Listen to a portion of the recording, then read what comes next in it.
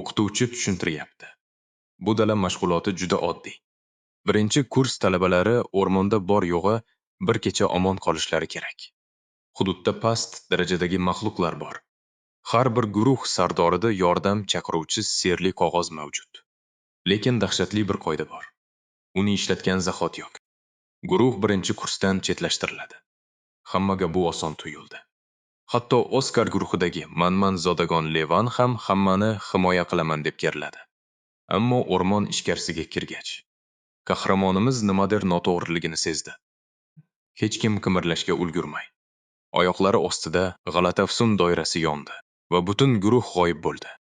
Ko'zlarini ochishganida ular allaqachon mashg'ulot hududida emasdilar. Ular yuqori kurs talabalari uchun mo'ljallangan xavfli 5-qabristonga tushib qolishgan. Oskar bu tuzoq ekanligini darhol anglab, yordam qog'ozini ishlatishni buyurdi. Ammo tentak Levan o'zini ko'z-ko'z qilish uchun uni yirtib tashladi. Avvaliga Levan va uning sheriklari o'zlarining zodagonlarcha jang san'ati bilan bir nechta maxluqni yengishdi. Levan qalqon yaratdi. Boshqalar ser o'qidi va buni xuddi elita sehrgarlar namoyishi deb o'ylashdi. Biroq bir maxluq ulardan o'tib Liliyaga tashlanganda Oskar olovli qilichi bilan uni bir urishda kesib tashladi. Ammo kechasi haqiqiy dahshat boshlandi. O'rmondan ulkan ajdarho chiqdi va hammada umid so'ndi. Boyagi maqtanchoq Levan esa xuddi toshbaqa kabi yer ostiga kirib, yolg'iz omon qolish payida bo'ldi. Qochib qutulishning iloji yo'q. Ajdarho esa ularni yondirmoqchi Oskar oldinga chiqdi. Sarosimaga tushmay, u ajdarho olov purkash uchun qanday energiya to'plashini kuzatdi. So'ngra o'zining sehrli nazariyasini qo'llab, energiyani xuddi qilich kuchi kabi jamladi. Ajdarho olov purkadi. Oskar esa bitta olovli o'q bilan uni yorib o'tdi. Ajdarhoni bir zarbada o'ldirdi. O'shanda ular masxara qilgan oddiy talabaning aslida eng xavfli kuch ekanligini tushunishdi. 14 yoshli bola ajdarhoni qanday yengganini tushunish uchun ortga qaytamiz. Bu dunyoda jangchilar ikki yo'ldan birini tanlashlari shart. Kuchli ser ishlatadigan afsungar bo'lish yoki jismoniy mahorat va qilich texnikasiga tayanadigan qilichboz bo'lish. Qahramonimiz Oskar qilich yo'lini tanladi. Bolaligidan tinmay mashq qilib, qilichbozlar erisha oladigan eng yuqori cho'qqi qilich avliyosi bo'ldi. Uni hamma hurmat qilar. U kuchli maxluqlarni yengardi. Ko'pchilik orzu qiladigan hayotni kechirdi. Lekin barcha yutuqlariga qaramay, Oskar ich-ichidan afsuslanardi. U doim serni sevgan va afsungar bo'lishni xohlagan edi. Hammasi Oskar sirli dushmanlar hujumiga uchragach, qora tus oldi. Ularning sardori g'alati kulon taqqan edi. Hatto shunday kuchli jangchi ham dushmanlarning puxta rejasiga qarshi qiynaldi. Jang vaqtida uning begunoh shogirdi ham balo-qazoga aralashdi. Bu esa Oskarni shogirdining hayotini birinchi o'ringa qo'yishga majbur qildi. Hayotining so'nggi lahzalarida eng katta armonlari yaqqol ko'rindi. U qilich sirini egallagan bo'lsa-da, sehrni hech qachon tushunmaganini va aynan shu bilim yetishmasligi unga qimmatga tushganini angladi. Biroq taqdir unga yana bir imkoniyat taqdim etdi. Chunki u butunlay o'lib ketmadi. Oskar o'tmishga qaytdi. Barcha xotiralar joyida. Hamma narsa esida. Oskar atrofga sarosima bilan qaraydi. Nahotki qanday qilib tirik va u qishlog'iga qaytganini tushunib yetadi. Qo'lida ikkita taklifnoma. Qaysi yo'lni tanlash kerak? 15 yoshga kirgan har bir yigit uchun muhim dam. Hukumatdan maktub keladi. Sehrgarlik yoki qilichbozlik akademiyasi. Tanlov aniq bo'lgach, maktubni olib akademiyaga borish kerak. Qishloq hammasi juda tanish. U haqiqatan ham o'tmishga qaytgan. U hali 14 yoshda. Qilichbozlik yo'lini hali tanlamagan payti. To'satdan orqadan vahimali ovoz eshitiladi. Nega bu yerda yolg'izsan? Oskar cho'chib ortiga o'giriladi. Bu otasi Brian. Endi shubha yo'q. U chindan ham o'tmishda. Otasi uni qo'yyapti. Mashg'ulotlarni tashlagani uchun manmanlikda ayblaydi. Lekin otasi bilmaydiki, Oskar manmanlik qilayotgani yo'q. U otasiga sehrga bo'lgan qiziqishi haqida aytishni o'ylayotgandi. Brian mashhur qilich ustasi. Qo'l ostida ko'plab shogirdlari bor. Uning darajasi qilich avliyosi va imperatordan keyin turadi. U qilich tutishda chinakam dahoning o'zi. Shunday hurmatli usta bo'lganidan keyin o'g'li ham qilich tutishi shart edi. Oskar ham shunday qilgandi. Otasi uni maqtardi, chunki u qilichbozlikda yaxshi edi. Bir kuni Oskar otasiga ser qanchalik go'zal ekanini aytib bermoqchi bo'ldi. Lekin o'sha kun hamma narsani o'zgartirib yubordi. Brian uni qattiq ushlab, ser faqat zaiflar uchun deb baqirdi. Otasini xafa qilmaslik uchun qilich o'ynadi. Lekin qiynalardi. Sehrga bo'lgan orzusi hech so'nmasdi. Baribir. Oxirida u sehrgar qo'lida halok bo'ldi. Endi esa o'z yo'lini tanlamoqchi. Brian yana so'raydi. Nega mashg'ulotlardan qochyapsan? Oskar esa dadil javob beradi. Men allaqachon qilich bilan umrimni o'tkazdim. Brian buni eshitib, g'azabdan yonib ketadi. Atrofni nurli qilichlar va dahshatli energiya o'rab oladi. Brian taratgan bosimdan yonidagilar yerga qulashadi. Oskar esa bunga qaramay, xotirjam turibdi. Hamma hayron. Qanday qilib u bunchalik xotirjam qola oladi? O'g'lining bu xotirjamligini ko'rib, Brian bir qadam ortga chekinadi va tan oladi.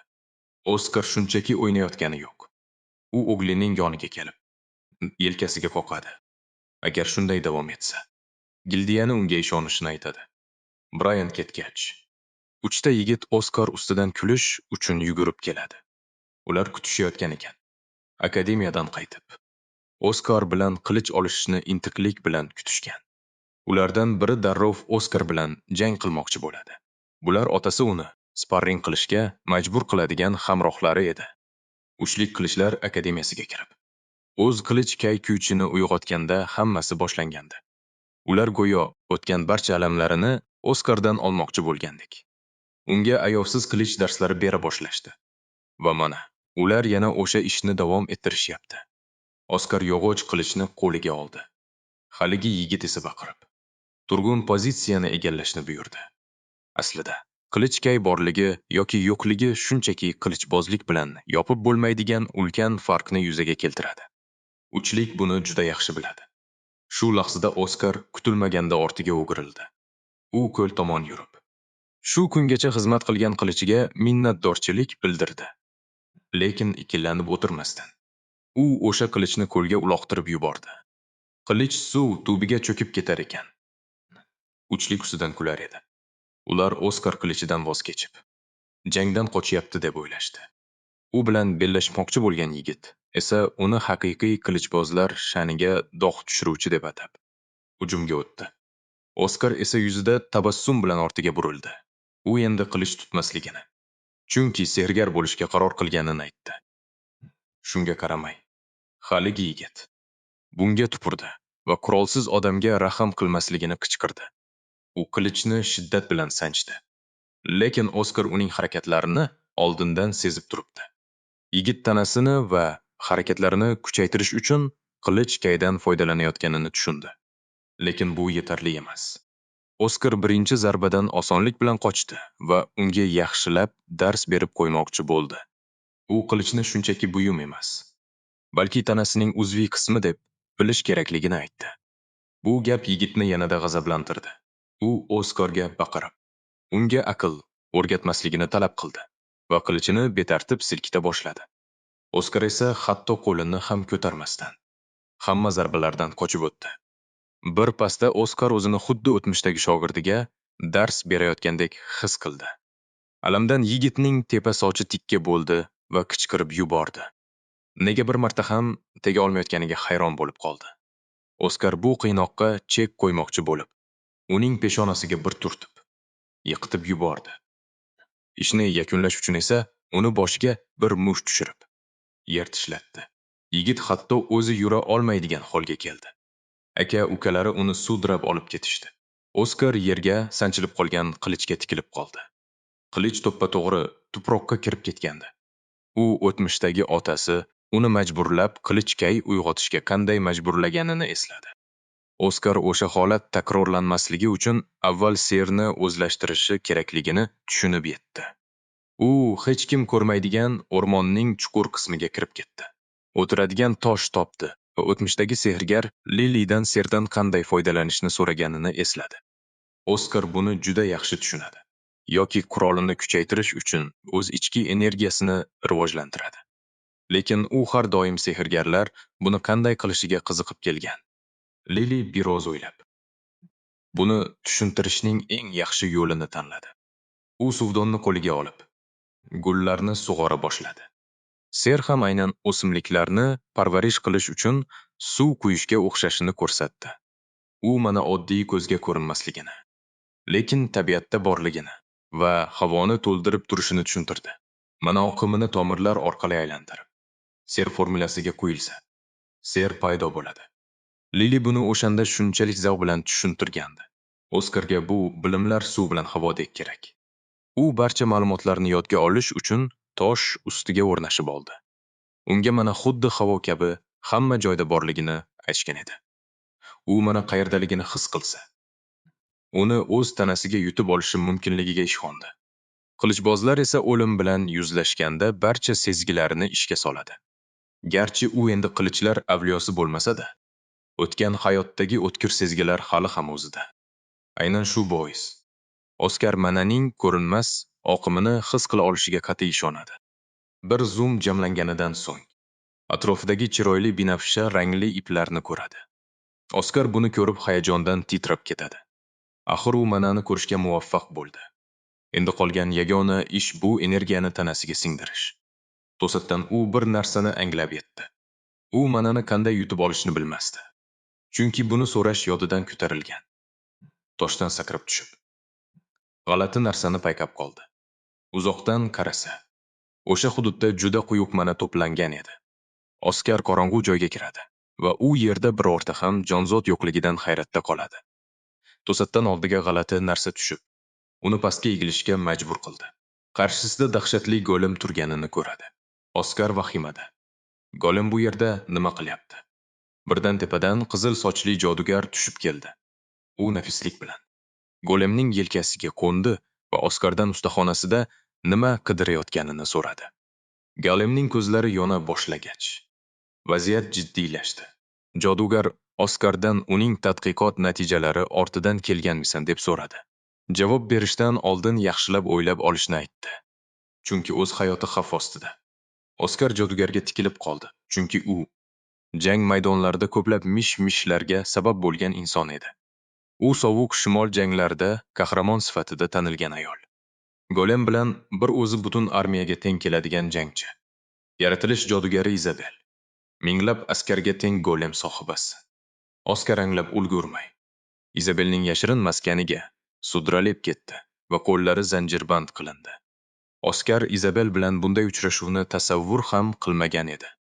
Izabel Oskardan qaysi tarafda ekanligini talab qila boshladi. Oskar hali ham sarosimadi.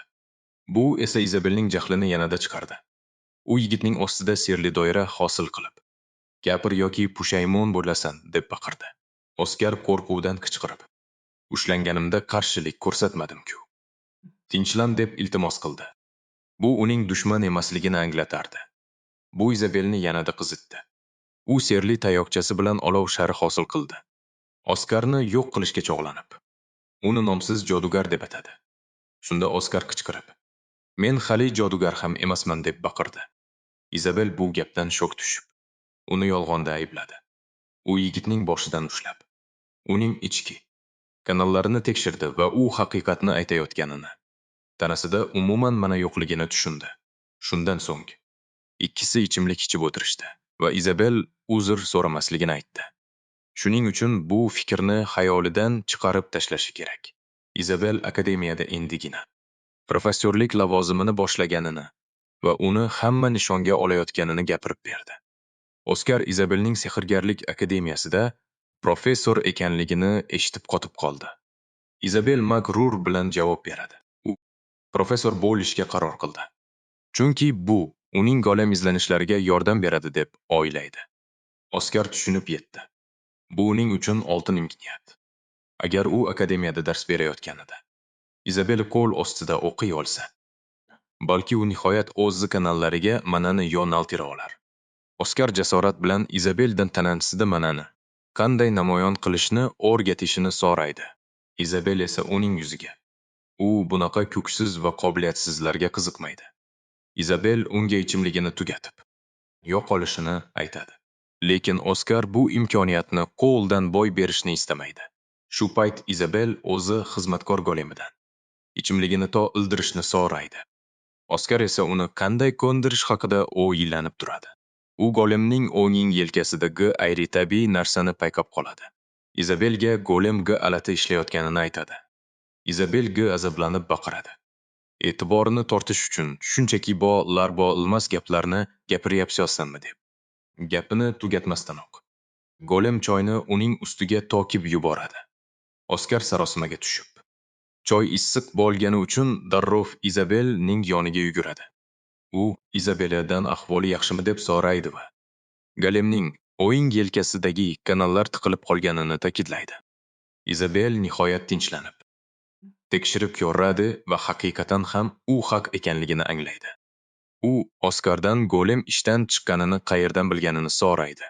Uning qo'lidan ushlab, buni qanday aniqlaganini so'raganda u mananing oqimi notabiiy ko'ringanini javob qiladi.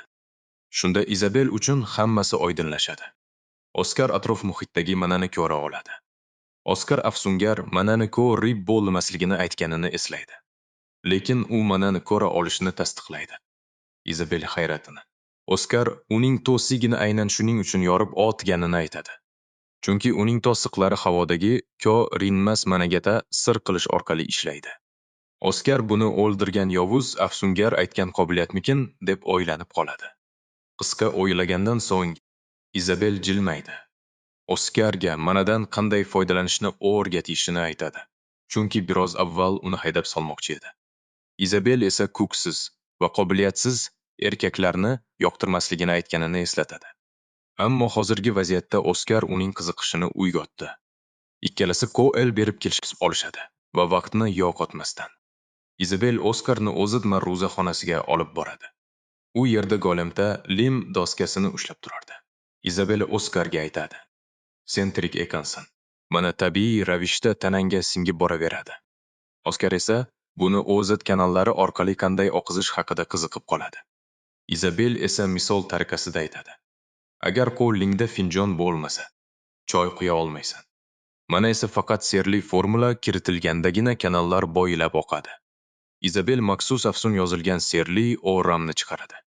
Buni u akademiyadagi birinchi kurs talabalariga beradi. Oskar katta qiziqish bilan o'ramni olib, qanday ser ekanligini so'raydi. Izabel esa unga aytmaslikka qaror qiladi. Buni uddalagandan keyin bilishini aytib, syurpriz qoldiradi. Izabel unga ichidagi kuchni his qilib, uni qo'lidagi formulaga yo'naltirishni buyurdi. U uddalay olasanmi deb so'ragandi. Oskar xursand bo'lib urinib ko'rishga shaylandi. Ammo ich-ichidan Izabel buni bilardi. Bu mashq odatda kamida bir oy vaqt olishini u juda yaxshi tushunardi. Iste'dodli bo'lsa, 2 haftada eplar deb umid qilgandi. Xolos. Oskar o'ramni yerga qo'ydi va Izabel aytgandek, ichki quvvatini jamlashga kirishdi. Bu xuddi qilichini kayni charxlayotgandek tuyuldi unga. Shunchaki diqqatini butunlay ichki dunyosiga qaratishi kerak edi. Oskar ko'zlarini yumdi va mana oqimini formulaga o'tkazib yubordi. Aytganidek bo'ldi. Mana o'ramdagi yozuvni uyutdi. Ko'zni qamashtiruvchi nur sochdi. Aslida, mana o'rganish xuddi yangi oyoqlarda yurishni boshlashdek gap. Hech kim tugilishi bilan yura olmaydi. Ko'p bor yiqilish shart. Tanani boshqarishni o'rgangandagina inson mustaqil qadam tashlay oladi. Izabel Oskar buni daqiqalar ichida uddalagach, hayratdan qotib qoldi. Sehrgarlik olamining cho'qqisidagilar mana qobiliyatini tez ozlashtirishi aytiladi. Lekin Oskar buni birinchi urinishdayoq qoyillatishini kutmagandi. Balki u atrofdagi manani ko'ra olar, deb o'yladi u. Ammo bu shunchaki taxmin. Bo'layotgan ishni to'liq izohlab bera olmasdi. Baribir iloji yo'q edi. Qarshisida haqiqiy daho turganini tan olishdan ozga yo'li qolmagandi. Izabel uning yelkasiga urib, birinchi urinishdayoq natijaga erishganini maqtadi. Birdan Oskar ko'zlaridagi jo'shqinlik, so'nggi bu hali yetarli emasligini aytdi. Izabel esankirab qoldi. Oskar esa bu shunchaki chiroyli emasligini ta'kidladi. Bolaligida ko'rgan sirli lahzalarni eslab, hozirgisi ulardan ancha farqli ekanini aytdi. Formula Noto GRI chizilganini aytib, xuddi golemning yelkasidagidek g'alati dedi. Rostdan ham nimadir o'xshamayotgandi. Izabellaga yuzlanib, uning fikrini so'radi. Ammo Izabel shu qadar hayratda ediki, bir ogiz so'zi ham aytolmadi. Oskar esa oddiy haqiqatni tushunganini aytdi. U shunchaki sehrgar bo'lishni istamasdi. U Binokson va Go'zal Serjodu yarata oladigan usta bo'lishni xohlardi. Buni aytayotganda ko'zlari yulduzdek porlab ketdi. Agar formula notogi eri bo'lsa, uni shunchaki qayta yozishing kerak edi dedi. Oskar darrov Isabellinikiga cho'pib, qanday qilib formula chizishni o'rgatishini so'radi. Keyinroq Brian uy ichida yurib, Oskar hamrohlari yiqilib yotganini payqadi. Nima bo'lganini so'rab surishtira boshladi. Uchovlon vahimaga tushib, gapni aylantirishga urinishdi. Lekin Brian bo'sh kelmay, qayta so'roqqa tutdi. Oxiri ular Oskar hammalarini osonlikcha yengganini tan olishdi. Brian bunga ishonqiramay, boshini chayqab ketdi. Ertangi reja buzilmasligi uchun jarohatlarini davolashni buyurdi. Lekin Brian magrur tabassum bilan O'geliga qilich kalitini berish vaqti kelganini o'ylardi. Shu payt Oskar Izabel qo'l ostida tahsil olayotgan edi. Sehrdan to GRI foydalanish uchun qancha bilim kerakligini ko'rib hayratda qoldi. Izabel uning bu borada chinakam iste'dodi borligini aytdi. Agar u yana kitoblar xohlasa, qiz ularni bemalol beraveradi. Oskar juda xursand bo'ladi va rostdan ham shundaymi deb so'raydi. Qiz esa ha deb tasdiqlaydi. U o'zi bilgan hamma narsa shu kitoblarda ekanligi bilan maqtana turib, xohlagancha olishini aytadi. Ko'p o'tmay bu gapidan pushaymon bo'ladi. Chunki Oskar vaqtni yo'qotmay, qo'liga ilingan barcha kitoblarni yig'ishtirib ola boshlaydi. Izabela qarshilik qilmoqchi bo'ladi. Lekin yigit unga o'zi ruxsat berganini eslatib qo'yadi. Shu payt Izabel Oskarga muhim bir gapni aytishi kerakligini bildiradi. Bu shunchaki gap emas, ogohlantirish edi. U yigitga mana energiyasini o'zlashtirib, endi rasman sehrgar bo'lganini tushuntiradi. Endi u qilich kuchi bilan ishlashda juda ehtiyot bo'lishi kerak. Aks holda bu hayotiga zomin bo'ladi. O'tmishdagi hayotida otasi to'shakda yotib, jon berish arafasida turganda Oskar qishloqqa borgan edi. Otasi uni yoniga chaqirdi, yaqinroq kelib, qulog'iga sehrgarlikka iqtidori borligiga amin bo'lganini pichirlab aytdi. O'sha paytda Brian o'g'lini serdan voz kechishga majburlagani katta xato bo'lganini tushunib yetgan edi. Ammo bu safar hammasi boshqacha. Oskar dadil qadam tashlab, Sehrgarlar akademiyasiga kirish uchun otasidan ariza qog'ozini imzolashni so'rashga tayyor. Kechasi Oskar otasini topdi va qo'lida ariza bilan turdi. Otasi nima istayotganini so'raganda, Oskar undan ariza qog'ozini imzolashni so'radi. Brian arizani olib, Qilichbozlik akademiyasi bo'lishini kutgan edi. Lekin Sehrgarlar akademiyasi yozuvini ko'rib qoldi. Yuzida tabassum bilan. Oskar otasiga uning imzosisiz Sehrgarlar akademiyasiga kira olmasligini tushuntiradi. Brian boshini changallab, nega qilichbozlar oilasida tug'ilib, serni tanlaganini o'g'lidan jahli chiqib so'raydi. Shunda Oskar otasiga savol beradi. Sehrni ishlatmoqchi ekanini avvalroq aytganini eslaydimi deb so'raydi. Brian arizani yerga uloqtirib, Oskarning bu istagini bolalarcha qiliq deb ataydi. So'ngra o'g'lining tanasiga qilich kuchini kiritish uchun unga tegishga urinadi. Ammo Oskar tanasidagi mana energiyasi uni qaytarib yuboradi. Brian hayratdan yoqasini ushlab, Oskar mana energiyasini o'zlashtirib olganmi deb baqiradi. Oskar esa buni otasini boshqacha usul bilan ko'ndira olmasligini bilgani uchun qilganini aytadi. Bu gapdan qattiq g'azablangan Brian Oskar aka-ukalarini mag'lub etganini eshitganini aytadi. Brian Oskarga shunday deydi. Qilich kuchini ishlatmay turib qilichbozni yengish uchun ulkan iqtidor kerakligini ta'kidlaydi. Oskar buni bilishini aytadi. Lekin Brian unga tushunmasligini qattiq turib uqtiradi. Brian jahli chiqib baqira boshlaydi. Agar qilichboz bo'lsa, muvaffaqiyati kafolatlanganini ta'kidlaydi. Oskar otasining haqligini tan oladi. Lekin muvaffaqiyat har doim ham baxt keltirmasligini aytadi. Brian boshini changallab, oxiri sabri tugaydi. Agar tezroq harakat qilsa, bu xatoni tuzatib qolishi mumkinligini o'ylaydi. U Oskarga aytadi. To'g'ri yo'ldan adashishiga, qarab turmasligini va buni kuch bilan tushuntirib qo'yishini aytadi. Brayan qilichini sug'urib, Oskar hozir uni tushunmasligini aytadi. Ammo bir kun kelib, unga rahmat aytishiga ishonchi komil. Oskar esa sekin pichirlaydi. Chunki u o'sha kun hech qachon kelmasligini va qilichbozlikni tanlashi hatto o'limiga sabab bo'lganini biladi. Brayan endi Oskarga qilichini olishni buyuradi. Oskar chuqur nafas oldi va Qilich akademiyasiga topshiriladigan arizasini o'tiga tashladi. O'zi otasiga mag bo'lish qarorida qat'iy ekanini yana bir bor eslatib qo'ydi. U otasiga ochiqdan ochiq qarshi chiqdi. Ko'ramis, mening sevimli mashg'ulotimni qay darajada sindira olar ekansiz, deb aytdi. Brayan O'Ji-Layning kerilib, o'zini ko'rsatib qo'ymoqchi bo'ldi. Oskar shunchaki qilich energiyasiga bardosh bera olgani uchun o'ziga ortiqcha baho berayotgan edi. Brayan Oskarga tashlanib, kuchli zarba berdi. Lekin Oskar buni osongina chetlab otdi. Brayan hayratda. Gap shundaki, Oskar otasining hujumlarini xuddi o'zi qo'li bilan qilich tutgandek juda aniq o'qiy olyapti. Brayan tinimsiz hujum qilyapti. Lekin Oskar hamma zarbalarni chetlab otyapti. Chunki u o'tgan hayotida aynan otasining uslubini o'rgangan. Shu bois otasining harakatlarini oldindan bilish unga juda oson. Oradan biroz vaqt o'tib, Brayan hujumni to'xtatdi va Oskarning sozlarda turganini tan oldi. Brayan hatto Oskarning chaqqonligiga tan berdi. Tanasini qilich energiyasi bilan quvvatlamasdan turib, gildiyadagi hech kim bunday qila olmasligiga ishonchi komil edi. Brayan Oskarning qilichbozlikdagi dod-oyat katta ekanini aytdi.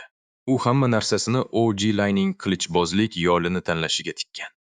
Brayanning aurasidan uning qanchalik jiddiy ekani yaqqol ko'rinib turibdi.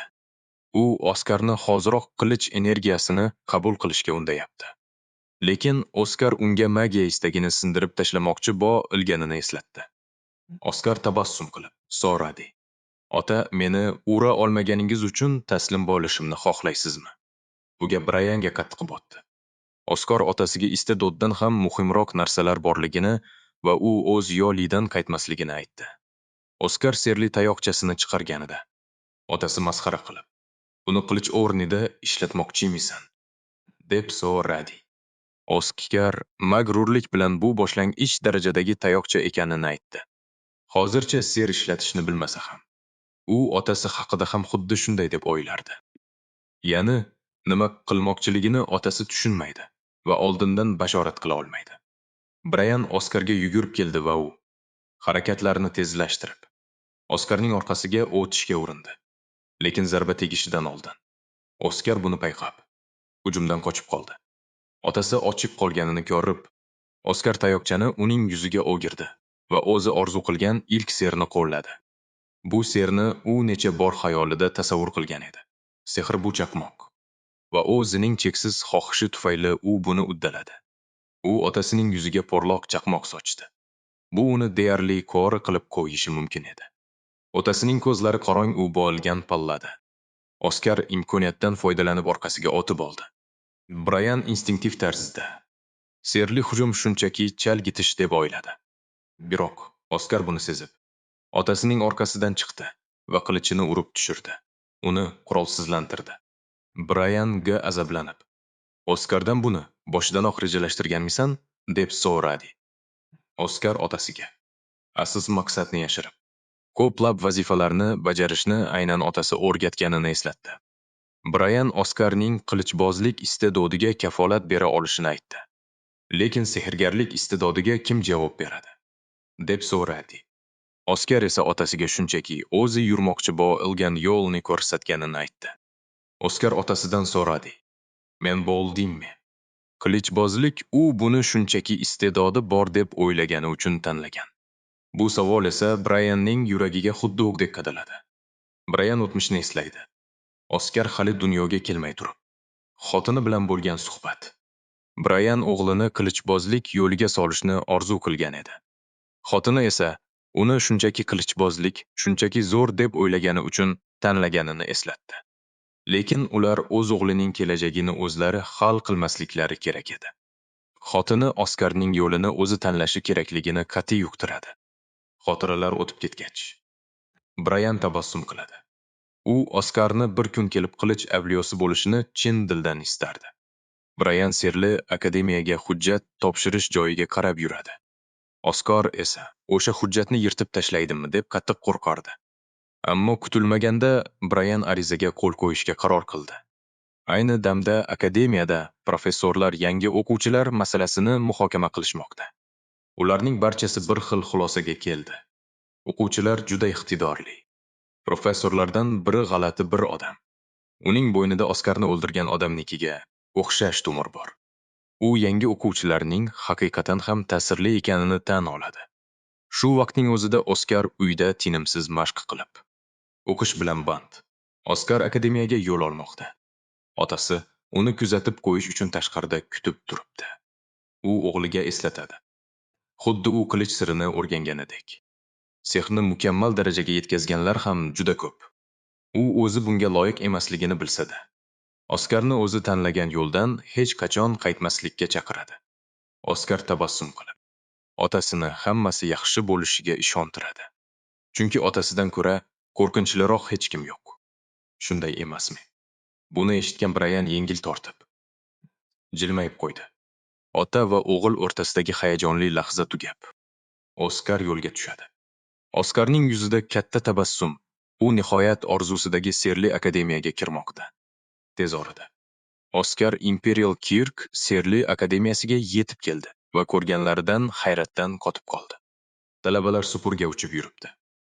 Musiqachi miniatyuralar esa atrofda sayr qilmoqda. Oskar shunchaki lol.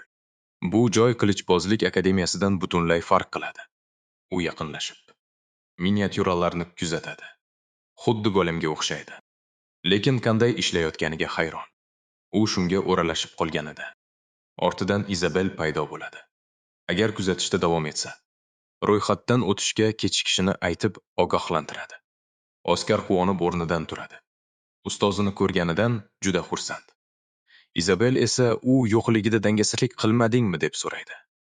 Oskar 6 oy oldingiga qaraganda ko'proq narsaga qodirligini g'urur bilan aytadi. Izabel buni ko'rishga intizorligini bildiradi. Uni oldingidek hayratda qoldirishini so'raydi.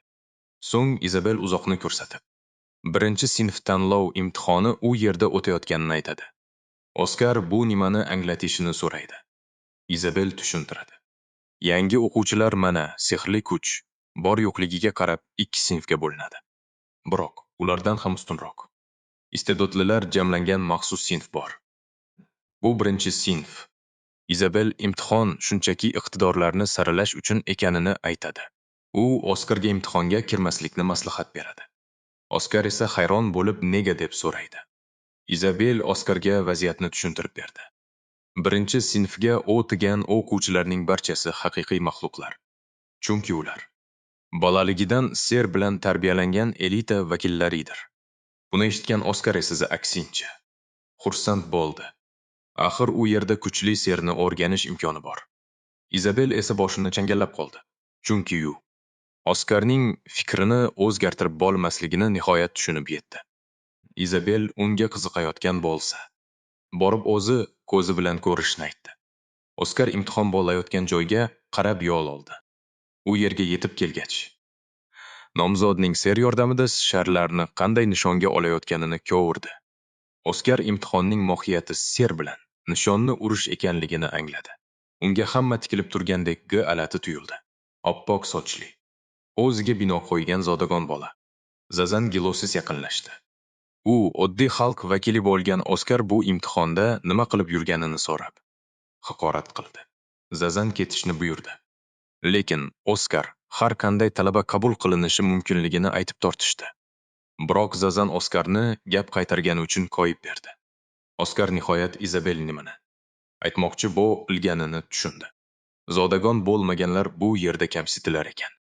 Zazan Oskarni chetga itarib, o'zi navbatdagi nomzod ekanini va jim turib tomosha qilishini aytdi. Imtihon uchun mas'ul professor Rut topshiriq shartlarini e'lon qildi. Zazan Oskarga mag'rurlanib dedi. Birinchi sinf yoshligidan sehrga hayotini bag ishlaganlar uchun mo'ljallangan joy. Va u Oskarga tajriba qanchalik muhimligini ko'rsatib qo'ymoqchi bo'ldi. Zazan o'zining kuchli muz serini ishga soldi. Barcha nishonlar muzladi. Talabalar hayratdan yoqa ushlashdi. Uning oilasini ko'klarga ko'tarishdi.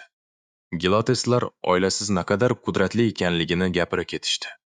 Hatto ba'zilar Zazan hali bor kuchini ishga solmagan deb o'ylashdi.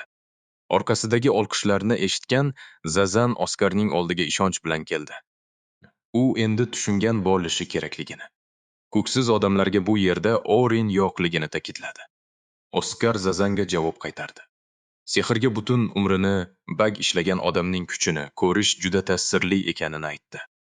Lekin u Zazanga hammasi bekorchilik ekanini dadil yuziga aytdi.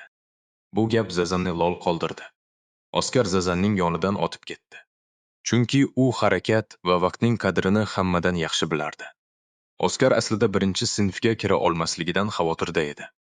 Ammo hozir ko'rganlaridan so'ng o'ziga bo'lgan ishonch ortdi va buning uchun Zazanga rahmat aytsa ham bo'lardi. Oskar hassa sehrli tayoqcha chiqargandi. Talabalar ustidan kula boshlashdi. Oddiy tayoqcha bilan nishonga tekkizish imkonsizligini aytib mazax qilishdi. Zazan aksincha. Oskarning gapi sabab xavotirga tushdi. Chunki uning sehrda nuqson bo'lishi mumkin emasdi. Zazan nimadir xato ketdimi deb o'ylana boshladi. Axir u o'zining muz sehrida hech qanday kamchilik yo'qligiga ishongan edi. Zazan o'zini Oskardan ustun sanab, bu fikrlarni haydab yubordi. Rut esa Zazanning sehridan qoyil qolgan edi. Va u endi nima uchun barcha professorlar bu yilga o'quvchilar juda kuchli deb kelishganini tushunib yetdi. Rut Zazan allaqachon birinchi kurs vakili bo'lish poygasida oldinda deb o'ylaydi.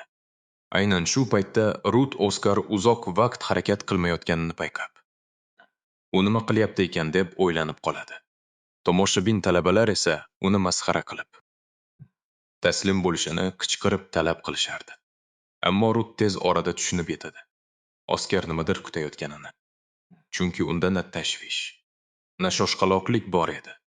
Oskar tahlilni yakunlagach, olovli o'q serini ishga soladi. Olovli o'q esa juda aql bovar qilmas tezlikda uchib, barcha nishonlarni bir zarbada teshib o'tadi. Nishonlar qulaganda Rut shokda edi. Chunki hujum shunchalik tez ediki, boshqalar hech narsa ko'rmay qolishdi. Hammaning xayolida bitta savol. Nima bo'ldi? Garchi Oskar beshala nishonni ham ura olgan bo'lsa-da, talabalar nishonlarda faqat mayda teshiklar qolganini ko'rib, uning mahoratini tan olishni istashmaydi. Ular hattoki uni qoralab, bunaqasi bilan imtihondan o'ta olmaysan deyishadi. Zison ham Oskar juda kuchli ser ishlatishini kutgan edi. Umidsizlik bilan ortiga qaytadi. Oskar esa Rutga o'girilib, imtihondan yiqildimmi deb so'raydi. Ammo Rut barcha beshla nishonni urganini aytib, u shubhasiz o'tganini dadil tasdiqlaydi. Rut keyin Oskardan nega shunchaki nishonlarni bittadan nishonga olmading deb so'raydi. Axir qo'lidan kelardi-ku. Rut buni tasodif deb atashlarini istamasdi. Oskar esa Zisonning serini ta'sirli deb tan oladi. Bunchalik ko'p mana sarflash isrofgarchilik deb hisoblaydi. Oskar Zisonning ishini mana isrofi deb atagandi. Rut hayratdan qotib qoladi. Oskar tushuntiradiki, imtihon amaliy, yana haqiqiy maxluqlarga qarshi jang nazarda tutilgan edi. Shuning uchun u jang maydonini o'ylab, mana sarfini kamaytirish kerak deb hisoblagan. Bu tushuntirish Rutni tamomila lol qoldiradi. Oskardan vaqtini olgani uchun uzr so'raydi va unga ketishi mumkinligini aytadi. Oskar uzoqlashar ekan. Rut lol qolgan edi. Oskar nishonlar harakatini oldindan sezish va mukammal lahzani kutish jasoratiga ega edi. Bu hali hammasi emas. U yana aniq nishonga olish uchun yetarli mana boshqaruviga ham ega edi. Oskarning sehri ko'zga tashlanmaydi. Lekin bu qiyin ham emas. Uning nigohida Oskar haqiqiy iste'dod egasi bo'lib ko'rinardi. Shu bilan birga, Oskar Rutning sehri haqida o'ylar. Uning bir nechta nishonni alohida harakatlantirganini yuqori baholardi. Oskar uni kimdir kuzatayotganini sezib qoladi. U qat'iy ovoz bilan kimligini aytishni talab qiladi. Qayerdandir ovoz chiqib, Oskar buni payqagani uchun uni maqtaydi. Shunda tepadan qariya ko'rinadi va o'zini akademiyaning direktori Balsamus deb tanishtiradi. Oskar darhol qariyaga ta'zim qiladi. Kimligini bilmagani uchun beodoblik qilganidan uzr so'raydi. Balsamus hechqisi yo'qligini, o'zi poylab turganini aytib, uni xotirjam qiladi. Oskar direktorning bo'ynidagi g'alati tumorga ko'zi tushadi va uni darhol tanib qoladi. Balsamus Oskarning ikkilanganini payqab, biror gap bormi deb so'raydi. Balsamus qo'lini uzatib, Oskarni salomlashishga chaqiradi. Oskar istar-istamas qo'l uzatadi va direktorning qo'lini tutmoqchi bo'lganida, u oyog'i ostida hujum pishayotganini sezib, darhol chekinib o'zini chetga oladi. Balsamus hayron qoldi. Hujumdan qanday qutulib qolganiga ishonmay, u Oskarning kuzatuvchanligi ancha o'tkir ekanini tan oldi. Balsamus havoda muallaq turib, Oskar ustidan ustunlikni qo'lga oldi. Oskar esa vahima ichida tayoqchasini suk urib, "O'ldirish uchun keldingmi?" deb baqirdi. "Kichkina tayoqcha bilan meni yenga olaman deb o'ylaysanmi?" dedi. Keyin u kuchli shamol serini ishga solib, Oskar qopqonga tushirdi. Buni sezgan Oskar vaziyatdan chiqish yoli yo'qligini darhol angladi. Vahimaga tushmasdan yoki qochishga urinmasdan, u boshqacha yo'l tutdi. U olov serini ishga solib, to'g'ri Balsamusning o'ziga otildi. Balsamus majbur bo'ldi to'siqni olib, olovdan himoyalanishga. Balsamus hayratda qoldi, chunki Oskar qaysi yo'ldan kelganini ko'rgandi. Balsamus himoya qatlamini butunlay ochirdi. Oskar esa holsizlanib tiz cho'kidi. Balsamus pastga tushib, uning yoniga keldi. "Sehrlaring tugadimi?" deb so'rab, "Sinf bo'lmaganda o'lgan bo'larding" dedi. Oskar ogir xo'rsinib, "Asl maqsading nima?" deb so'radi. Chunki shunchaki o'yin uchun bunchalik sinf uyushtirmasliging aniq. Balsamus uning zehnini maqtadi va tushuntirishni boshladi. Akademiyada serni shunchaki alohida, imtiyoz deb biladiganlar ko'p. Balsamus shunchaki unga haqiqiy hayot qandayligini ko'rsatmoqchi edi. Lekin natijalarni ko'rib, uning haqiqiy salohiyatini kam baholaganini angladi. Oskar direktor nima demoqchi ekanini asta-sekin tushunib yetdi. Agar hammadan ajralib tursang, nima bo'lishini tushuntirayotgandi. Aynan hozirgi kabi. Sening o'zing ham nishonga aylanasan. Balsamus aynan shuni nazarda tutayotganini tasdiqladi. Talantli oddiy odamlarni ko'rolmaydigan ekstremistlar borligini aytdi. Bu Oskarga uni o'ldirgan sehrgarlarning gaplarini eslatdi. Ular uning iqtidori haddan ortiq ko'pligi uchun uni yo'q qilishgandi. Oskar ularning kimligini so'ragan edi. Balsamus chuqur nafas oldi. Ularning kimligini bilish sening hayotingga xavf solishini aytdi. Faqat akademiya ichida o'zini himoya qilish kuchiga e'tibor qarat dedi. Bu gap Oskarga juda qattiq ta'sir qildi. Agar Balsamus dushman bo'lgan edi, u allaqachon o'lgan bo'lardi. Oskar bo'yidagi tumorni so'radi. U sehrli avliyo belgisi ekan. Bu gapdan Oskar shokka tushdi. Sehrli avliyo bu sehrgar erisha oladigan eng yuqori daraja. Ketish oldidan Balsamus uning qo'liga bir nishon tashladi. "Buni yo'qotib qo'yma. Tez orada senga asqotadi" dedi. Direktorning qanchalik qudratli ekanini angladi. Uning manasida biron bir o'zgarish yoki titroq sezilmadi. Shunchaki qoyil qolib tura olmasligini tushundi. Bu hayotda ser o'rganishning o'zi yetarli deb o'ylagandi. Lekin uni o'ldirganlar orasida sehrli avliyo ham borligi uni sarosimaga soldi. Vaziyat shunday ekan. Oskar o'zini qilich avliyosi bo'lgan paytdagidan ham kuchliroq qilishga qaror qildi. Keyinroq, birinchi dars uchun sinfxonada Zazen va uning atrofiga yig'ilganlar Oskar haqida g'iybat qilishmoqda. Oddiy xalqdan chiqqan birinchi talaba. O'ylashcha, bu sinfga loyiq emas. Zazen ularning gapini bo'lib, o'z fikrini aytadi. U Oskarni shunchaki oddiy fuqaro deb ataydi va tez orada sinfdan haydalishini bashorat qiladi. U gapini tugatmay turib, Oskar sinfga kirib keladi. Hammada hayrat. Hech kim uni bu yerda kutmagan edi. Direktor bilan bo'lgan uchrashuvdan so'ng Oskar yotoqxonaga qaytdi. Maqsad bitta tana kanallaridan o'tadigan, mana hajmini oshirish uchun tinimsiz mashq qilish. U o'z imkoniyatlari kengayayotganini va chidamliligi ortayotganini his qiladi. Oskarning yagona orzusi haqiqiy jangovar tajriba orttirish uchun imkoniyat topish. U sinfga qadam qo'yishi bilan barcha ko'zlar unga qadaladi. Oskar o'zida kuchli bo'lishga bo'lgan g'ayritabiiy ishtiyoqni birinchi marta shunchalik aniq sezadi. Oskar va Zazen to'qnashishadi. Oskarning ko'zlari Zazendagi nafratni yaqqol ko'rib turibdi. Bu uchrashuv Oskarni ajablantirmadi. Chunki u baribir Zazen bilan shu yerda yuzma-yuz kelishini oldindan sezgan edi. Shu payt uning ko'zi oxirgi qatorda o'tirgan tanish qizga tushadi. Bu Lili edi. Oskar uning yoniga borib, yerdagi tushib ketgan xatchopni olib beradi. Lili har doimgidek nurli tabassum bilan xatchopni oladi va Oskarga minnatdorchilik bildiradi. Oskar xatchopdagi gulni ko'rib, beixtiyor Lilining gullarga bo'lgan mehrini eslatib o'tadi. Lili nima deganini so'raganda, Oskar darrov gapini burib yuboradi.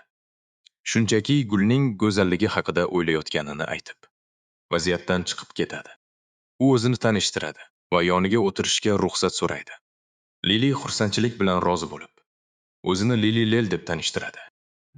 G'alati bir ovoz xona bo'ylab yangraydi va barcha talabalarning e'tiborini tortadi. Talabalar nima bo'layotganini tushunmay, hayron bo'lib o'rnilaridan turishadi. Havoda kimningdir tasviri paydo bo'ladi. Bu tanlov imtihonini boshqargan professor Rut edi. Rut birinchi sinf guruhiga endi u rahbarlik qilishini e'lon qiladi. Oskar buni kutmagan edi. Professor Rutni ko'rib, butunlay shokka tushib qoladi. Rut gapida davom etib, Oskar kutgan o'sha xush xabarni aytadi. Kelasi haftadan boshlab ular maxsus jangovar mashg'ulotlarda aynan maxluqlarga qarshi kurashishni boshlashadi. Rut bu safargi mashg'ulotlar dala sharoitida o'tishini tushuntiradi.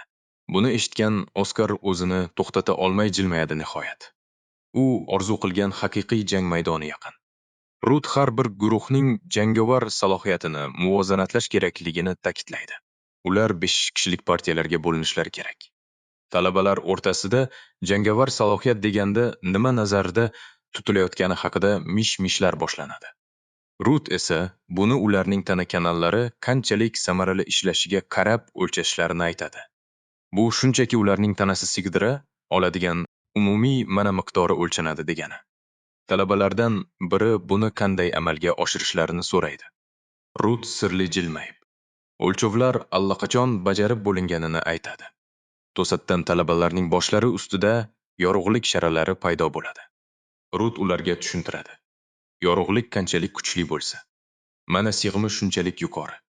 Ko'pchilik talabalarning boshi ustida yorqin nurlar porlay boshlaydi. Rut sinfda bir nechta juda iqtidorli talabalar borligini darrov payqaydi. U Oskarning ko'rsatkichini tekshirib ko'radi. Lekin uning nurli shari boshqalarnikiga qaraganda juda xira. Boshqa talabalar buni ko'rib, Oskarni masxara qilishga tushishadi. Oddiy xalqdan chiqqani uchun uni axlat deb atashadi. Hech kim Oskar bilan bir guruhda bo'lishni xohlamaydi degan xulosa kelib chiqadi. Oskar esa umuman parvo qilmaydi. O'zi dunyosida.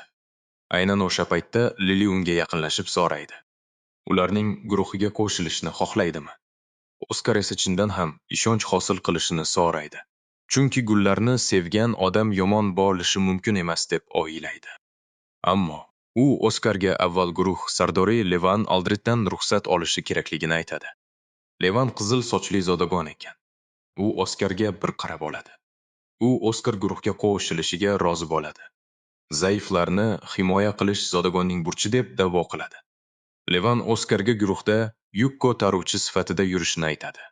Lili boshqa talabalar Oskarga xuddi kasallikdek qarashayotganini payqab qoladi va u Oskarga bunga e'tibor bermaslikni uqtiradi. U o'zi kabi zodagonlar bolalikdan ser o'rganib kelayotganini eslatadi. Shuning uchun ular o'rtasida farq bo'lishi tabiiy hol. Oskar esa guruhiga qo'shila olganidan xursand ekanini aytib, xotirjamligini bildiradi.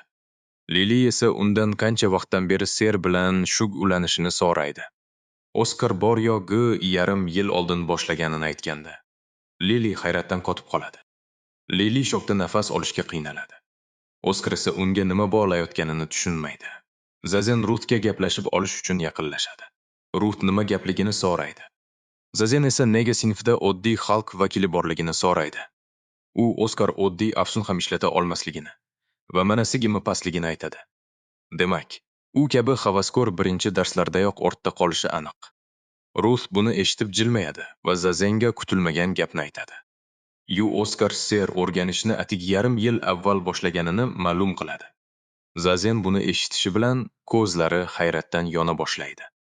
Rut g'urur bilan Oskar katta salohiyatga ega ekanini, bir necha oyda vaziyat o'zgarishini aytadi. Balki tez orada Zazen aytgan gaplarni Oskar unga qarata aytar. Havaskorlarni saralash uchun dala mashqlari muhimligini aytadi. Tashvishlanishga hojat yo'q. Lili Oskarga ser darajalarini tushuntirish bilan band. Shogird usta, darajali, hukmdor va ser avliyosi. Lili ko'pchilik zodagonlar bolalikdan ta'lim olib, usta darajasida ekanini aytadi. Oskar esa tushunadi. Usta darajasi odatda haqiqiy yirtqichlarni mag'lub etish uchun chaqiriladigan daraja. Manasig imi bo'yicha talabalarning hozirgi yoshida bu darajaga yetish tahsinga loyiq. Biroq Lili u bilan bahslashadi. Aslida eng hayratlanarlisi aynan Oskar ekanini aytadi. Chunki Boryo 6 oyda shogird darajasiga yetish ko'rilmagan holat. Bu Oskar o'ylantirib qo'yadi. Balki bu uning istedodidir. U o'zining zo'rligini tan olgisi kelmay, barcha sharafni ustoziga bog'laydi.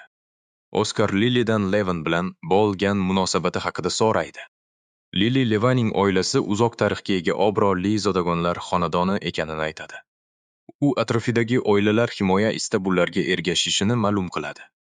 Oskar esa Lilining oilasi ham ulardan biri ekanini tushunadi. Lili Levanga alati ko'rinsa ham kerakli vaqtda ularni himoya qilishiga va'da beradi. Aslida esa Oskar hech kimning uni himoya qilishini istamaydi. Chunki o'zi jangovar tajriba orttirmoqchi. Sayohatli mashg'ulot haftasi yetib keldi. O'quvchilar yig'ilish joyida jam bo'lishdi.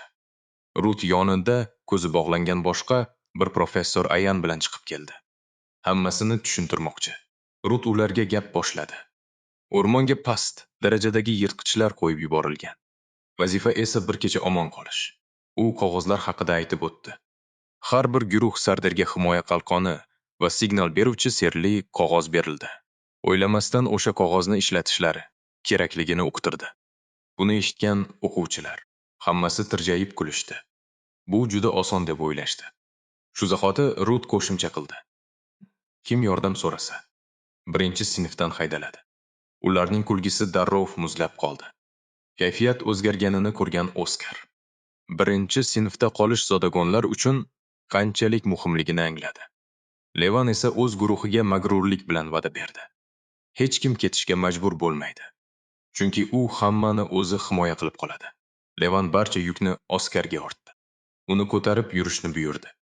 Lili yuk juda ko'pligini aytmoqchi bo'ldi. Lekin Oskar kelishuv shundayligini aytib, xavotir olmaslikni so'radi. Oskar indamay yukni ko'tardi. Levan esa ustidan kuldi. O'z joyini biladiganlar yoqishni aytdi. Lekin baribir Oskar sekinlashmasligi kerakligidan ogohlantirdi.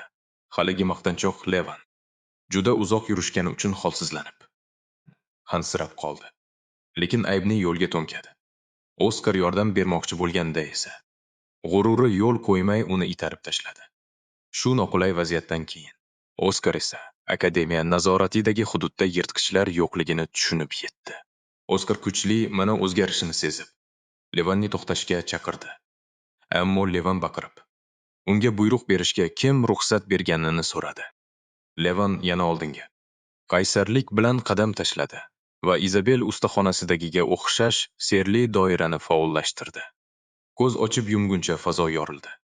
O'quvchilar vahimaga tushishdi. Hatto qaysar Levan ham qo'rquvdan baqirib yubordi. Oskar esa xotirjamlik bilan guruhdagilarga hassa tayyorlashni buyurdi. Chunki sehrli doira ularni boshqa yoqqa o'tkazib yuborayotgan edi. Lili boshqa o'rmonda ekanliklarini anglab yetdi. Atrofga sinchiklab qaradi va dahshatli haqiqat bu 5-qabriston ekanligini ko'rdi. Boshqa guruh a'zolari shokka tushishdi. Chunki bu joy faqat yuqori kurslar uchun edi. Yana biri birinchi kurs bo'la turib qanday qilib bu yerga kelib qolishganiga hayron bo'ldi. Oskar sirli doira kimdir tomonidan qo'yilgan tuzoqmi degan savol ustida bosh qotirdi. Balki o'tmishda uni o'ldirgan guruhning ishi bo'lishi mumkin deb o'yladi. Vaziyat o'ta xavfli bo'lgani uchun Oskar yordam chaqirish uchun sirli qog'ozni ishlatishni taklif qildi. Biroq o'zini sardor deb e'lon qilgan Levan qog'ozni yirtib tashlab hammani hayron qoldirdi. Nega bunday qilgani so'ralganda Levan Oskar vaziyatni bo'rttirayotganini aytdi. Akademiya o'chirib qo'yishni unutgan tasodifiy teleportatsiya doirasiga bosib qo'yganliklarini aytdi. Bunday narsalar doim bo'lib turishini ta'kidlab, tinchlantirdi. Lekin Oskar uning gaplariga umuman ishonmadi. Levan esa bu imkoniyatdan foydalanib nom qozonish kerakligini aytadi. U mashg'ulotdan muvaffaqiyatli o'tib, obro' va yaxshi baho olishni o'ylaydi. Maqtangandan so'ng, u jamoani o'limga yetaklab, dadil oldinga boshlaydi. Uning ahmoq sheriklari esa jon-jon deb ergashishadi. Ular nufuzli Aldrit oilasining merosxo'ri bo'lgani uchun unga ishonishadi. Oskar ularning ahmoqligidan hayratda. Lili esa uni himoya qilishni so'raydi. Boshqa iloji yo'q. U ham ularga qo'shilishga majbur. Tez orada yirtqichlarga yem bo'lishlarini bilgan holda, Oskar soyadan chiqayotgan yirtqichlar to'dasini sezadi.